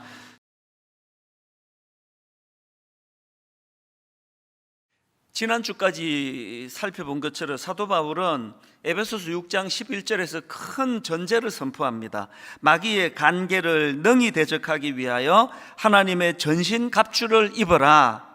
이렇게 큰 전제를 선포하고는 이제 14절부터 17절까지 해서 이 하나님의 전신 갑주 6가지 항목들을 하나하나 이제 선포를 하는 것을 볼 수가 있는데요, 14절부터 읽어드립니다. 그런즉 서서 진리로 너희 허리띠를 띠고 의의 호심경을 붙이고 평안의 복음이 준비한 것으로 신을 신고 모든 것 위에 믿음의 방패를 가지고 이로써 능히 악한 자의 모든 불화살을 소멸하고 구원의 투구와 성령의 검 곧 하나님의 말씀을 가지라. 여기까지가 지난 특별 새벽 부흥회와 또 지난주 주일까지 살펴본 말씀인데요, 사실 이 정도 전신갑주라고 하면은 뭐 거의 완벽한 무장 아닙니까? 한 개인으로서 이 이상 더 갖출 게 없습니다. 근데 제가 참 흥미롭게 생각하는 거는 이렇게 한 개인이 그 완벽하게 갖출 하나님의 전신갑주, 이 17절로 말씀을 끝내지 않고 사도 바울은 바로 그 다음 18절에서 이제 어떻게 말씀이 연결되느냐, 모든 기도와 간구를 하되 항상 성령 안에서 기도하고 이 의미를 아시겠습니까? 신앙생활은 한 개인이 얼마나 잘 갖추고 있느냐 이것의 문제가 아니고, 결국은 이 하나님의 전신갑주라는 것은 이런 한 개인의 완전 군장으로 끝나는 것이 아니라 그 완전 군장된 그 모습을 가지고 하나님과의 소통의 자리로 나아가는 것, 여기까지 가야 된다는 것입니다.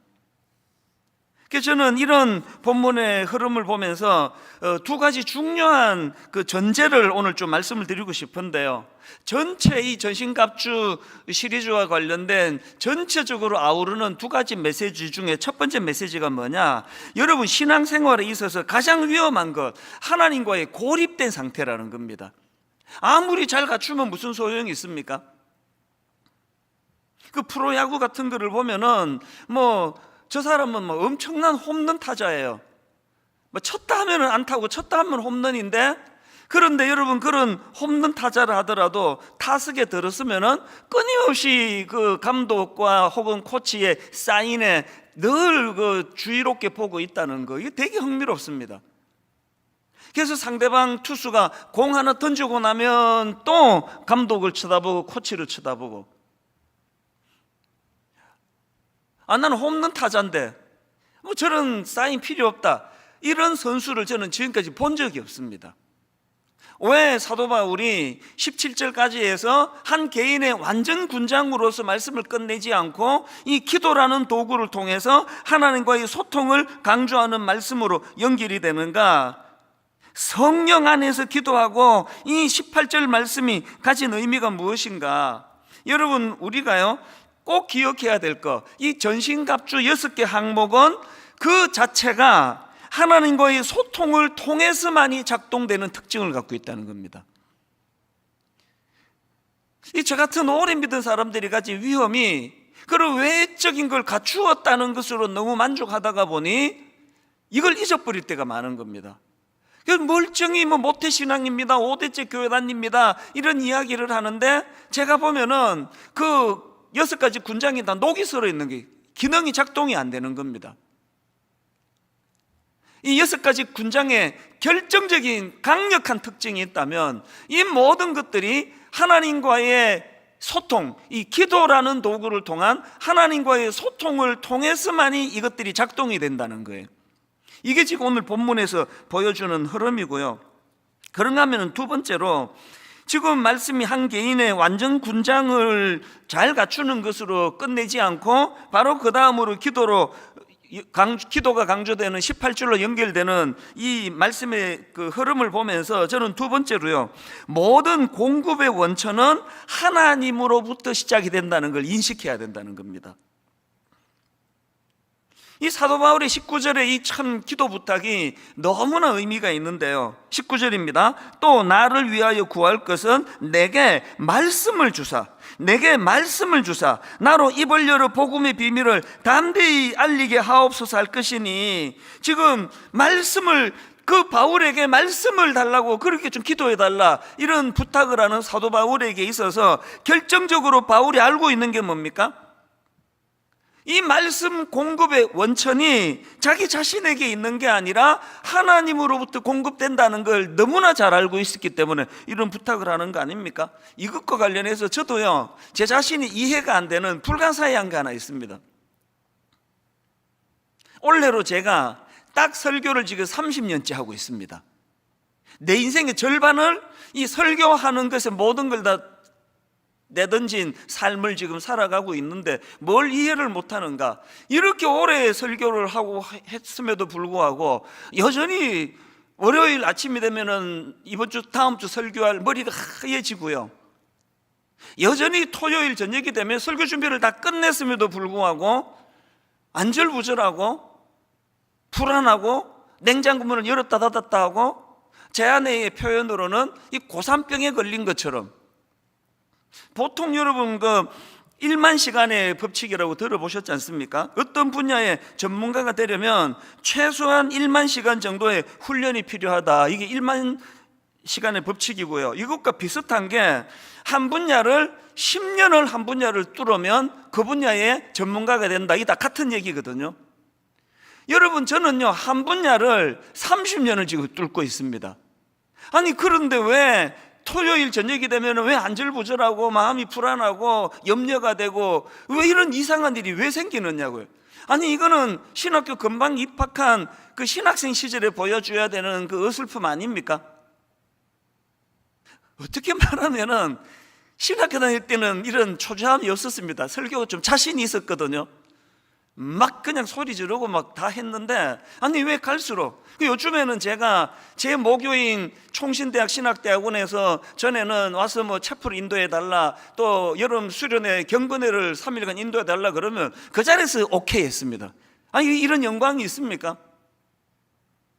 요즘은 100% 다 사양합니다. 안 가본 지가 지금 뭐 수년이 지났습니다. 자신이 없어요. 그 요즘에 제가 우리 교역자들에게 뭐 이렇게 저렇게 잔소리를 많이 하는데요, 딱 하나 안 하는 게 있습니다. 설교에 대해서는 잔소리 안 합니다. 내가 어느 목사님 그 수요 설교 듣고 불러가지고 설교는 그러면 안 된다, 이래라 저래라 이렇게 코치해버리면 그분이 누구를 자꾸 의식하게 됩니까?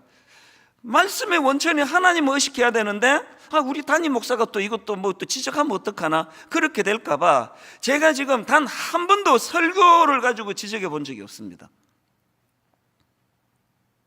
사도 바울이 지금 막 모든 사람들이 신앙의 대가로서 그 존경하고 존경을 받는 그런 입장이 있으면서도 나 위해 기도해 달라, 내게 말씀을 주사, 말씀을 잘 전할 수 있도록 기도해 달라.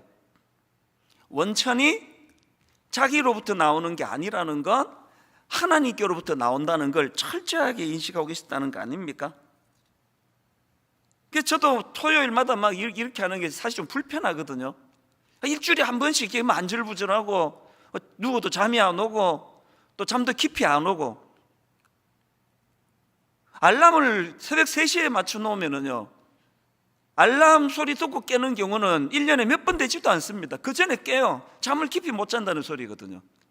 이게 저를 참 불편하게 하지만, 그러나 저는 하나님 앞에서 이게 옳다고 생각을 합니다.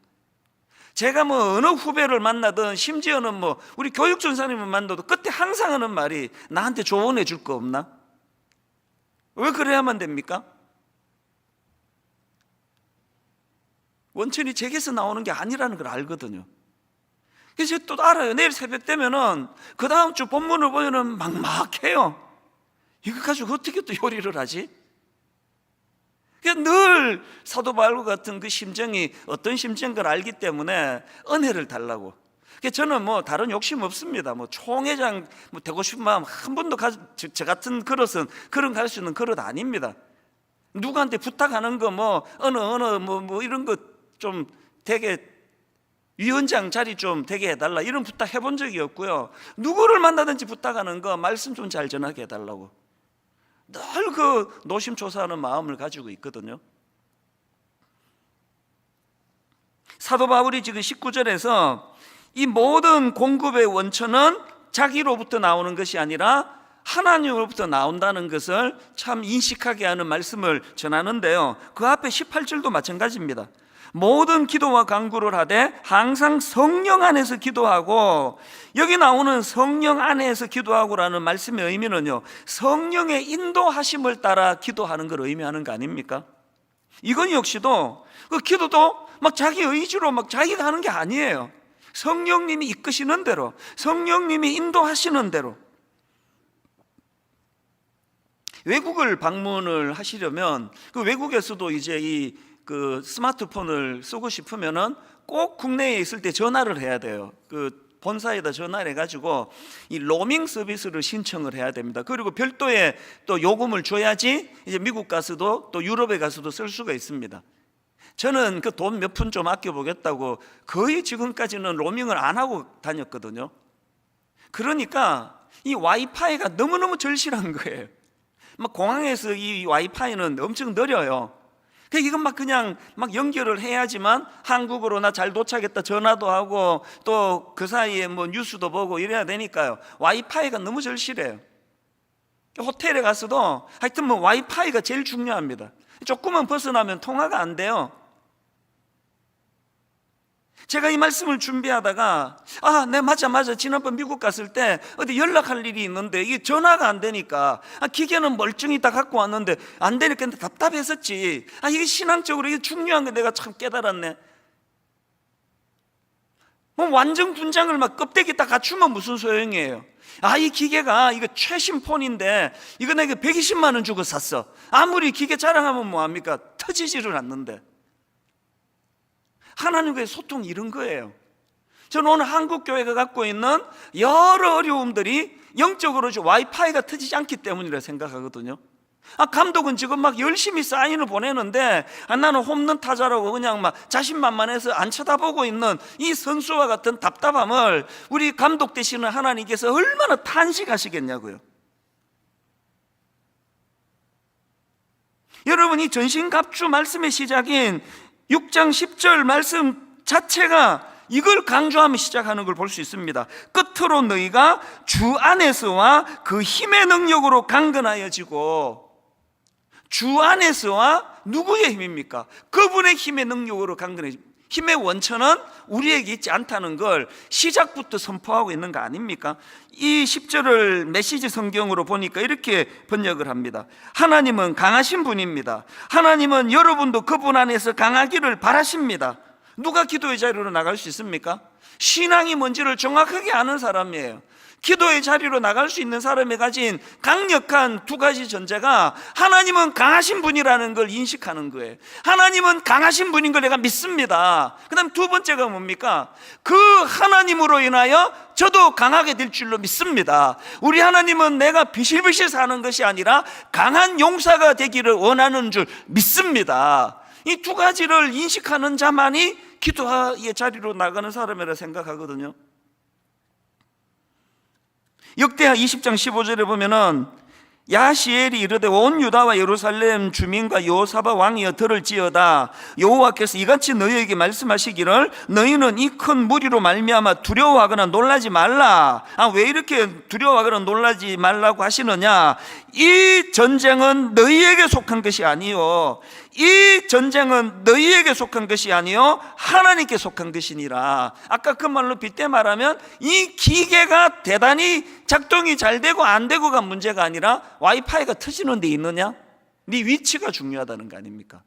그렇기 때문에 여러분 18절에 이 말씀에 이 강조점 보세요. 모든 기도와 간구를 하되, 모든 기도와 간구를 하되, 그 다음 항상 성령 안에서 기도하고. 어떻게 항상 기도하느냐고 이렇게 말하시는 분이 계시면요, 신앙의 초보입니다. 금요일 날 와가지고 뭐 교회가 정해준 대로 주여 주여 눈 감고 부르짖는 것만이 기도가 아니에요. 와이파이가 터지는 그 모든 것이 기계와 그것이 소통이 되는 것처럼 항상 기도하는 게 뭘 의미합니까? 늘 그분을 인식하는 거거든요. 늘 그분의 뜻을 생각하는 거거든요.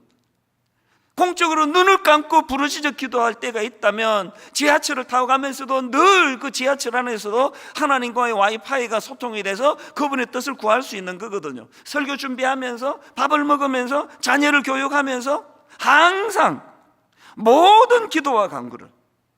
그래서 오스왈드 챔버스가 이런 말을 했습니다. 기도는 위대한 사역을 위한 준비가, 잘 들어보세요. 기도는 위대한 사역을 위한 준비가 아니라 기도 자체가 이미 더 위대한 사역입니다. 문제가 뭡니까? 우리는 자꾸 기도를 더 어떤 중요한 사역을 위한 덜러리로 생각을 해요. 이걸 이루어내는 도구로 생각해요. 아닙니다. 기도 자체가 더 위대한 사역이라는 거예요. 기도 자체가. 그래서 여러분, 답답한 일이 생기고 기도할 일이 생기면 더 위대한 기도를 할 수 있는 찬스가 온 거예요. 찬스가. 마틴 루터도 비슷한 말을 했습니다. 나는 너무 바빠서 하루에 3시간 이상 기도하지 않을 수 없습니다. 저는 처음에 이 말을 옛날에 잘 이해를 못했습니다. 그 바쁜 거하고 기도하는 거, 3시간 기도하는 게 무슨 상관이냐. 요즘 조금 제가 이게 좀 이해가 좀 될 듯 말 듯 해요. 이게 무슨 뜻인가 하면은요, 그 권사님 집에서, 순장님 집에서 애가 고3이 되는데 2학년 때까지 고등부 잘 나가던 애들 보고 너 교회 가지 마라, 고3인데 학원 가라, 이런 어리석은 생각을 하면 안 된다는 것이 루터가 얘기하는 거거든요. 아니, 가장 하나님과 소통하고 가장 하나님께 부르짖고 능력의 원천이 이 게을러 터진 우리 아들에게서 나오는 게 아니라 여호와 하나님으로부터 공급된다는 걸 경험할 수 있는 고3이 됐는데 원천을 봉쇄해버리는 거 아닙니까? 너 학원 가라고, 와이파이 다 끊고 네 힘으로 한번 해보라고. 제가 늘 감사하는 건요, 제가 사랑의 교회에서 사회 갈 때 그때는 초등학교 1학년 부서, 초등학교 2학년 부서, 중학교 1학년 부서, 중학교 2학년, 고등학교 1학년, 고2, 고3 이렇게 그 학년별로 다 이제 분산이 돼 있을 텐데요, 제가 우리 제자들에게 너무너무 제가 감사하게 생각하는 건 항상 고3 부서가 다른 어떤 학년들보다 출석이 제일 많았습니다. 그 당연한 거 아닙니까? 막 철없던 고등학교 1, 2학년 때는 뭐 좀 놀고 뭐 교회도 안 가고 했더라도 고3이 되면 지금이야말로 능력의 원천 되시는 하나님께 부르짖어야 되겠다. 그거 당연한 거 아닙니까? 철로 역정을 쓴 존 번연도 비슷한 명언을 남겼는데요, 들어보세요. 기도는 죄를 멈추도록 이끌지만 죄는 기도를 멈추도록 유혹할 것입니다. 여러분, 영적 전쟁에서 여러분이 지금 잘 싸우고 있느냐 못하고 있느냐 기도를 보면 아는 거예요. 왜?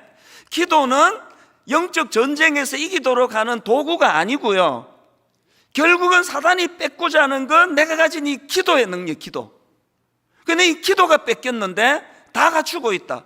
와이파이 안 터지는 곳에 외국에 그 핸드폰 자랑하고 다니는 어리석은 것 같은 거라니까요. 영적 싸움은 기도를 통해서 이기는 것도 있지만 기도 지키기. 한국 교회가 뭐라 뭐 악플이 많고 비난하고 뭐 이걸 자꾸 겁내시는데요, 그거는 결정적인 걸 빼앗겼기 때문에 나타나는 부작용에 불과하다고 생각을 합니다. 저는 정말 저와 여러분이 능력의 원천이 나에게서가 아니라 그분으로부터 나온다는 사실을 철저하게 인식하게 되기를 바라고요, 이걸 인식한 사람만이 할 수 있는 기도의 자리로 나아가게 되기를 간절히 바랍니다. 이 두 가지 교훈을 포괄적으로 드린 이 두 가지 교훈은 항상 기억하시고요, 뭐라 그랬죠? 신앙생활에 있어서 하나님과의 고립, 이것만큼 위험한 게 없다. 그리고 또 하나가 뭐라 그랬죠? 모든 공급의 원천은 내가 아니라 하나님이시다. 그분이 주시는 대로 공급을 받는 거다. 늘 우리는 이것을 인식하고 기도의 자리로 나가야 되는데요, 근데 제가 오늘 본문을 보면서 큰 그 두 가지 물줄기로 본문의 흐름을 제가 좀 소개를 드리려고 하는데요, 전제가 뭐냐? 성령 안에서 기도하고예요. 이 성령 안에서 기도하고라는 큰 우산 아래 두 갈래 물줄기가 흘러가는 것을 볼 수가 있는데, 이걸 가지고 제가 이제 두 갈래로 설명을 드리려고 합니다. 자, 성령의 인도하심에 따라 드리는 두 가지 기도, 제가 이렇게 잡아봤는데요, 이 두 가지 물줄기예요. 성령 안에서 기도하는 이 물줄기가 하나는 어디로 흐르느냐? 타인을 위한 기도로 흐릅니다. 18절에 나오는 여러 성도들을 위하여 구하라. 자, 이 물줄기를 한번 보십시오. 18절에 모든 기도와 간구를 하되 항상 성령 안에서 기도하고, 그리고 이 물줄기가 어디로 흘러갑니까? 이를 위하여 깨우고 구하기를 항상 힘쓰며 여러 성도를 위하여 구하라. 이게 굉장히 중요한 의미가 있다고 생각합니다. 죄성을 가진 우리는요, 나 자신만을 위해 살기에 급급한 우리는요, 절대로 먼저 나를 위한 기도보다 타인을 위한 기도가 먼저 나오질 않습니다. 제가 오늘 칼럼에 보니까요, 그 우리나라 속담에 이런 말이 있지 않습니까? 사촌이 땅을 사면 배가 아프다. 그래서 하여튼 우리나라 사람들은 질투심이 많아, 우리 민족은 질투가 많아, 이런 이야기를 하는데 그건 잘못된 말입니다. 왜 우리나라 사람이라고 유독 뭐 질투가 많겠습니까? 이 땅에 모든 인간들이 다 죄성을 가져서 그런 거예요. 제가 어느 칼럼에 보니까요, 그 독일어에도 이런 비슷한 단어가 있다는 겁니다. 샤덴프로이데라는 단어인데요, 이 단어의 뜻은 남의 불행에서 기쁨을 느낀다. 우리나라 말이 동전의 이쪽 면으로 사촌이 땅을 사면 배가 아픈데, 독일에서는 동전의 저쪽 면으로 남의 불행에서 기쁨을 느낀다. 샤덴프로이데라는 단어가 있대요. 이 단어는 합성어인데요, 손해, 불행 이런 뜻을 가지고 있는 샤덴이라는 단어하고 기쁨, 환희 이런 뜻을 가지고 있는 프로이데라는 단어가 이제 합성이 됐는데, 이 상대방 또 타인의 고통을 은근히 즐기는 그런 심리 상태가 독일 사람들한테도 있다는 게 좀 제게는 좀 위로가 되더라고요. 그러면서 그 칼럼에서 또 그 러시아 민화 하나를 소개하는데요. 어느 농부가 우연히 이제 그 마술 램프를 발견한 겁니다. 그 알라딘의 마술 램프 같은 거 아시죠? 이렇게 슥슥 문지르면은 펑 하고는 그 진이라는 거인이 나와가지고 무슨 소원을 들어드릴까요? 이제 그런 램프인 것 같아요. 그래서 이제 이 농부가 그 마술 램프를 발견하고는 이제 그 램프를 문지르니까 그 램프에서 이제 거인이 나타나가지고 소원을 말하십시오. 들어드리겠습니다. 뭐 이렇게 된 거죠. 이 농부가 무슨 생각이 들었냐 하니까 이런 말을 했습니다. 그 거인한테. 자기 옆집에 그 옆집 사람이 그 젖소를 한 마리 키우는데 이 엄청나게 대단한 젖소라는 거예요.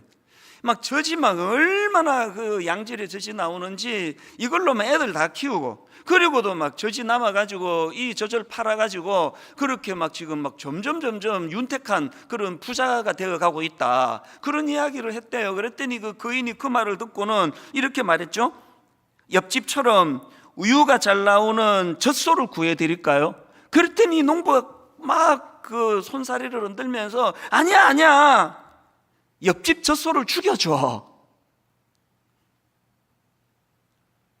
그 웃음이 나오는데 참는 건 그 속내를 들켰기 때문에 본능이 지금 엉두르는 거 아시죠? 이 참 많은 메시지를 가져다 주는 이 러시아의 이 민화가 참 그 인간의 본능을 강조하는 어떤 포인트다. 이게 참 저한테는 와닿았거든요. 미국의 소설가 고 비달이라는 사람도 비슷한 뉘앙스의 말을 했습니다. 친구가 성공할 때마다 나는 조금씩 죽는다. 이건 좀 과장된 표현이지만 바탕은 진실이라 생각을 해요. 저는요, 이 고 비달의 친구가 성공할 때마다 나는 조금씩 죽는다, 이거를 보면서 예수 믿는 우리는 결국 죽는 거구나, 둘 중에 하나로 죽는 거 아닙니까? 사도 바울처럼 그리스도를 인하여 나는 날마다 죽노라, 그리스도의 인격을 닮아가는 그 과정에서 그 죽든지, 친구가 성공할 때마다 조금씩 죽든지, 어느 쪽을 택하시겠습니까? 여러분, 우리가 왜 성령의 인도하심을 따라 기도해야 됩니까? 늘 나 자신만을 위해 살기에 급급하다 보니만 모든 기도가, 그것도요 성령의 인도하심이 아니면 사도 바울의 말로 그 배설물 같은 하나도 필요 없는 이런 것만 구하다가 끝낼 거예요. 그런데 우리가 성령님이 인도하시는 대로 이 은혜의 원천인 그분이 인도하시는을 따라서 기도하게 된다면 나보다도 먼저 타인을 축복하며, 아니 우리 본능은 친구가 성공할 때마다 나는 조금씩 죽는다 이렇게 고백할 수밖에 없는데, 성령 안에서 기도하는 사람들은 여러 성도를 위하여 구하라, 이게 제일 먼저 나오는 기도 물줄기거든요. 근데 여러분, 여기서 한 가지요, 18절을 다시 보십시오. 모든 기도와 간구를 하되 항상 성령 안에서 기도하고 이를 위하여 깨어 구하기를 항상 힘쓰며 여러 성도를 위하여 구하라. 이렇게 성령 안에서의 기도가 여러 성도를 위하여 구하라로 그렇게 연결이 된다 말씀드렸는데, 이거는요 결국은 하나됨의 문제라는, 하나됨. 이게 무슨 말인가 하면은 그 에베소서에 보면은 그 성령 안에서 몇 번 이런 표현이 나오는데요, 이 성령 안에서라는 에베소서의 표현은 항상 하나됨과 연결이 된다는 겁니다. 자, 한번 보시겠습니까? 자, 에베소서 2장 18절입니다. 세 번요. 이방 사람과 유대 사람 양쪽 모두 그리스도를 통하여 한 성령 안에서 아버지께 나아가게 되었습니다. 또 에베소서 2장 22절, 너희도 성령 안에서, 여기도 나오죠, 너희도 성령 안에서 하나님이 거하실 처소가 되기 위하여 그리스도 예수 안에서 함께 지어져 가느니라. 또 4장 3절, 평안에 매는 줄로 성령이 하나 되게 하신 것을 힘쓰시키라. 여러분, 이 대목에서 우리 모두가 다 회개해야 돼요. 한국 교회만큼 뭐 철학기도 많이 하고 통성기도 많이 하고 기도 많이 하는 나라가 없다고 맨날 자랑하고 다니면서, 또 한국 교회 성도들만큼 분열이 많은 이런 한 교회가 또 어디 있나 할 정도로 맨날 쪼개지고 맨날 쪼개지고 맨날 쪼개지고, 그리고 또 기도한다 그러고. 여러분, 우리가 성령 안에서 기도하지 않는다는 증거가 여기 있는 거 아닙니까? 성령의 인도하심을 따라 기도하는 것은 그 이방인과 유대인들이 원수 중에도 이런 원수가 없는데, 이런 원수 같은 것들이 하나 되게 만드는 능력이 성령 안에서 일어난다고 한다면, 예수 안 믿는 사람들이 우리를 비난하고 손가락질하는 건 별로 아프지 않습니다. 십자가로 형제자매 되었다고 하는, 늘 성령 안에서 기도한다고 하는 이런 동력자들로 하여금 말로 다 할 수 없는 벌거벗김을 당할 때는 그 아픔은 이루 말로 다 못하는 거 아닙니까? 우리가 이렇게 아프다 하면 우리를 구원해 주신 우리 주님의 마음이 어떻겠냐고요. 자식 길러본 사람 다 알 거예요. 뭐 어버이날이라고 뭐 사주고 포장하고 뭐 카드, 그것보다도 더 고맙고 고마운 게 자기들끼리 잘 지내는 거예요. 자기들끼리. 뭐 다른 거 다 필요 없습니다. 니들끼리 잘 지내면 좋겠다. 우리가 성령 안에서 기도를 회복해야 돼요.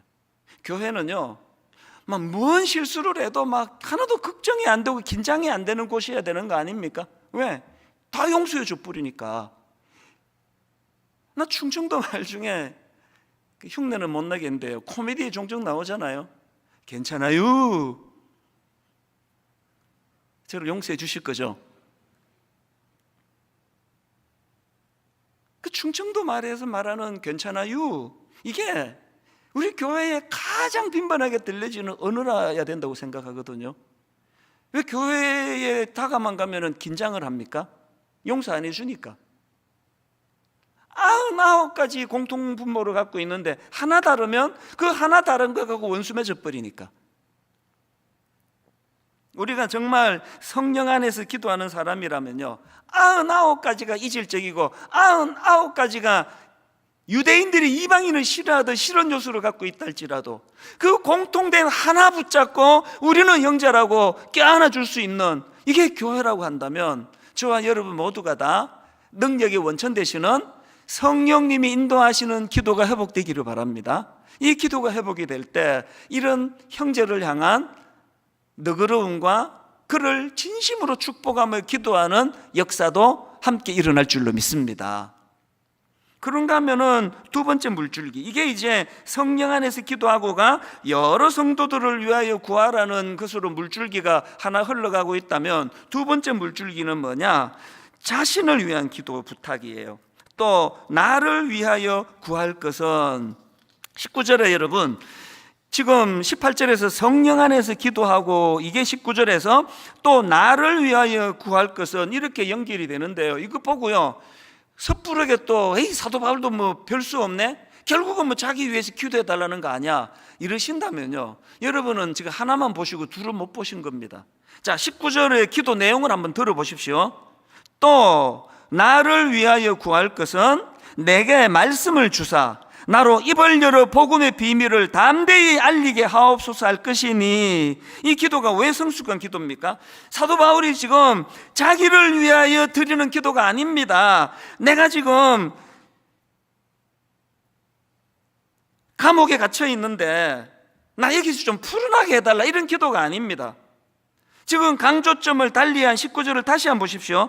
또 나를 위하여 구할 것은 내게 말씀을 주사 나로 입을 열어 복음의 비밀을 담대히 알리게 하옵소서 할 것이니. 20절, 이 일을 위하여 내가 쇠사슬에 매인 사신이 된 것은, 이 일을 위하여 내가 쇠사슬에 매인 사신이 된 것은, 사신은 요즘으로 치면 대사. 그래서 20절에 나는 사신이 되었다, 이 말씀은 나는 왕의 메시지를 가지고 파송된 사명자라는 뜻입니다. 옛날에는 내 무게중심이 쇠사슬에 매여있는 불편한 환경, 불편한 삶, 이게 나를 너무 힘들게 했기 때문에 온통 기도 제목이 그냥 감옥에서 좀 나가게 해주세요, 풀려나게 기도해 주세요, 이런 기도만 드렸다면, 이제 성령님 인도하시는 그 능력의 원천 되시는 그분의 이끄시는 대로 기도를 하게 되면, 우리가 본능을 가지고 있다가 보니까 뭐 감옥에서 풀려나게 해달라, 경제적인 어려움에서 풀려날 수 있게 해달라, 우리 부부의 건강을 기도해달라, 이거 당연히 다 포함되지만 그것만의 기도가 끝이 아니고요, 사명을 위한 기도가 들어가는 겁니다. 20절에서 사도 바울의 마음이 확 느껴지는데, 세 번역으로 보십시오. 나는 사슬에 매여 있으나 이 복음을 전하는 사신입니다. 이런 형편에서도 내가 마땅히 해야 할 말을 담대하게 말할 수 있게 기도하여 주십시오. 풀려나게 해달라는 기도가 아니고요, 이런 형편에서도 이 사명이 조금 더 위축되지 않게 해달라고. 이 대목에서 참 마음이 먹먹해지는, 저는 사도행전 1장 8절과 관련해서 고백할 게 하나 있는데요, 사도행전 1장 8절입니다. 오직 성령이 너희에게 임하시면 너희가 권능을 받고 예루살렘과 온 유대와 사마리아와 땅끝까지 이르러 내 증인이 되리라 하시니라. 저는 제가 고백한데요, 신학교 다닐 때만 해도 온통 내 관심은 앞에 있는 그 굵은 글씨였습니다. 오직 성령이 너희에게 임하시면 너희가 권능을 받고 두나미스, 다이나마이트와 같은 능력을 주시기 원합니다. 내 관심은 온통 권능을 받고였습니다. 이게 얼마나 미숙한 생각이었는지를 요즘은 조금 알 것 같아요. 주님의 포인트는요, 너희가 권능을 받고, 여기 있지 않습니다. 주님의 포인트는 맨 마지막에 나오는 이 한마디예요. 오직 성령이 너희에게 임하시면 너희가 권능을 받고 예루살렘과 온 유대와 사마리아와 땅끝까지 이르러 내 증인이 되리라 하시리라. 이 주님의 마음이 내게 와닿아가지고 어떻게 해서든 내가 주님의 증인으로서의 삶을 살아야 되겠다. 아까 사도 바울의 그 20절 표현으로 말하면, 이런 형편에서라도, 여건이 안 되는 이런 상황에서라도 정말 우리 주님을 시원케 드리는 이 사명을 감당해야 되겠다. 아버지 하나님, 주님 땅끝까지 내 증인이 되라 하신 말씀 앞에 순종하며 가기 원하는데, 그러기 위하여 주님 권능이 필요합니다. 다이나마이트와 같은 능력이 필요합니다. 성령이 너희에게 임하시면 너희가 권능을 받고는요, 최종 목표가 아니라 수단이에요, 수단. 내 이 사명을 감당하기 위한. 우리가 늘 이런 어떤 외적인 것만, 포장된 것만 자꾸 추구하다가 보니까요, 금방금방 열정이 식어버려요. 그리고 또 뭐 땅 끝까지 주신 그 사명을 감당하는 사명에 관심이 없는데 권능을 줘봐야 뭐 어디다 쓰겠냐고요. 그래서 청교도 설교자인 토마스 브룩스가 한 이 열정 없는 기도가 참 얼마나 초라한 기도인지를 이렇게 명언으로 남겼습니다. 한번 들어보십시오. 뜨거움이 없는 기도는 항상 하늘에 닿기 전에 얼어버립니다. 뜨거움이 없는 기도는 항상 하늘에 닿기 전에 얼어버립니다. 지금 땅 끝까지 이르러 내 증인이 되리라는 목표의식이 없는데 하늘에 닿기 전에 얼어버리는 거예요. 저는 토마스 브룩스의 저 명언을 제가 보면서 요즘에 우리나라가 유산균 그러잖아요. 막 TV에만 크면 뭐 그냥 건강 요새가 많으니까 유산균이 이렇게 중요하대요. 이 유산균이 유익한 균이 그 장에 많으면 살도 빠진다 그러더라고요. 그래서 막 열심히 막 사다 먹고 하는데, 문제가 뭐냐? 치명적인 문제가, 그렇게 열심히 유산균을 먹여도 이 유산균 대부분이 장까지 가기 전에 중간에 죽어버린대요. 중간에 죽어버리는데 뭐 장까지 가지도 못하는데 무슨 소용이 있냐고요. 저는 하나님 앞에 이 한국교회를 향한 건강한 유산균 같은 존재가 되기를 기도합니다. 건강한 유산균 같은 존재가 되기를 기도하되 장까지 내려가는 존재가 되기를 원합니다. 그럼 어떻게 해야 돼요? 사명에 눈을 떼야 되는 거 아닙니까?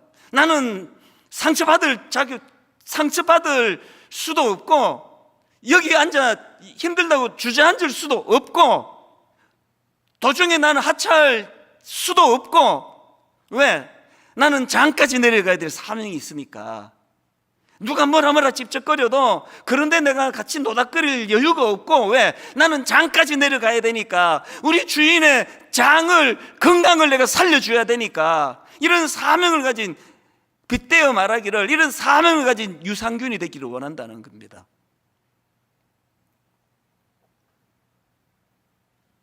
이런 면에서 저는 이 19절 말씀, 우리 성경으로는요, 이게 좀 번역이 하나 빠져버렸는데요. 자, 18절입니다. 자, 18절을 다시 한번 보십시오. 이를 위하여 깨어 구하기를 항상 힘쓰며 여러 성도를 위하여 구하라. 이게 그 헬라어 원문에 가깝게 직역을 하면 이렇습니다. 이것을 위하여 온전히 인내하면서, 그리고 모든 성도들을 위하여 간구하면서 깨어 있으십시오. 아니, 이 중요한 걸 왜 번역에서 빼버렸는지 모르겠네요. 새 번역이 오히려 그 의미를 잘 담고 있습니다. 온갖 기도와 간구로 언제나 성령 안에서 기도하십시오. 이것을 위하여 첫째, 늘 깨어서, 둘째, 끝까지 참으면서 모든 성도를 위하여 간구하십시오. 오늘 결론을 이렇게 맺기를 원합니다. 저와 여러분이 이 18절에서의 기도 제목이 우리 안에 사무치기를 원합니다. 이것을 위하여 온전히 인내하면서, 그리고 모든 성도들을 위하여 간구하면서 깨어 있으십시오. 하나님, 빗대어 설명하기를, 하나님, 정말 저는 하나님 나라의 장을 건강하게 만드는 유산균이 되고 싶습니다. 그래서 장까지 가기 전에 죽어버리는 초라한 유산균이 아니라 기어의 아버지 목적지 장까지 도달하기를 원합니다. 이 일을 이루기 위하여 인내가 필요하다면, 이 일을 위하여 수모를 겪어야 된다면, 이 일을 위하여 수모를 감수해야 된다면, 이런 것에 제가 에너지를 낭비하지 않고 장까지 내려가겠습니다. 결론을 맺으면서요, 그 미국의 어느 초등학교에서 이제 그 숙제를 내줬대, 어린애들 보고. 그 하나님께 편지를 한번 써봐라. 뭐 지금은 너무나 타락한 미국이지만 영적으로, 그러나 그 바탕이 기독교 국가다 보니까 이런 숙제들을 뭐 가끔씩 내주나 봅니다. 제가 그 글을 보면서 너무 마음이 제가 흐뭇한 미소를 지었는데요, 어린애다운 내용이 너무 많습니다. 참 순수합니다. 하나의 편지가 이렇습니다. 하나님, 밤하늘의 별들을 언제나 제자리에 가져다 놓으시니 참 대단하십니다. 참 어린이다운 순수함이 묻어있지 않습니까? 또 이런 아이의 편지가 있습니다. 하나님, 하나님이 전 세계 모든 사람들을 사랑하시는 것은 매우 어려운 일이라고 확신합니다. 저는 4명의 가족을 사랑하는 것도 할 수 없는데 말입니다. 또 이런 내용도 있습니다. 하나님, 하나님은 하나님인 것을 어떻게 아셨나요? 이런 천진한 편지들이 쭉 나오는데요, 제가 어느 한 대목에서 이게 본능이에요. 마음에 이렇게 움찔하는 대목이 하나 있었습니다. 얘가 이제 자기 그 담임 목사님 이름 같은데 어떤 이름을 대면서 이제 이렇게 편지를 썼습니다. 하나님, 저희 어느 목사님은 당신의 친구인가요? 아니면 비즈니스로 아는 사이인가요? 내가 갑자기 보다 본능적으로 움찔해졌습니다. 뭐 찔리는 게 있나 보죠? 우리 유치부애가 이렇게 기도한다고, 우리 이찬수 담임 목사님은 하나님의 친구인가요? 친밀감을 가진 친구인가요? 아니면 단지 비즈니스로 아는 사이인가요? 다음 2주간 새세면 축제가 열려집니다. 누가복음 22장 31절, 시몬아 시몬아 보라, 사탄이 너희를 밀가부르듯 하려고 요구하였으나 그러나 내가 너를 위하여 너의 믿음이 떨어지지 않기를 기도하였노니. 그 다음 보세요. 첫째, 너는 돌이킨 후에, 둘째, 너의 형제를 굳게 하라. 코로나19 때문에 올해 새세면 축제 없습니다. 큰일 날 소리예요. 때를 얻든지 못 얻든지, 아까 사도 바울처럼 비록 내가 감옥에 갇혀 있는 상황이라 할지라도, 그런 형편이라 할지라도 먼저 하나님, 내가 돌이킨 후에 나의 형제를 굳게 하는 일에 쓰임받기를 원합니다. 다음 새세면 축제 2주 기간 동안에 잃어버린 한 영혼을 향하신 그 하나님 아버지의 마음이 절실하게 내 마음에 기도로 그렇게 열매 맺어지는 두 주간이 되기를 바랍니다.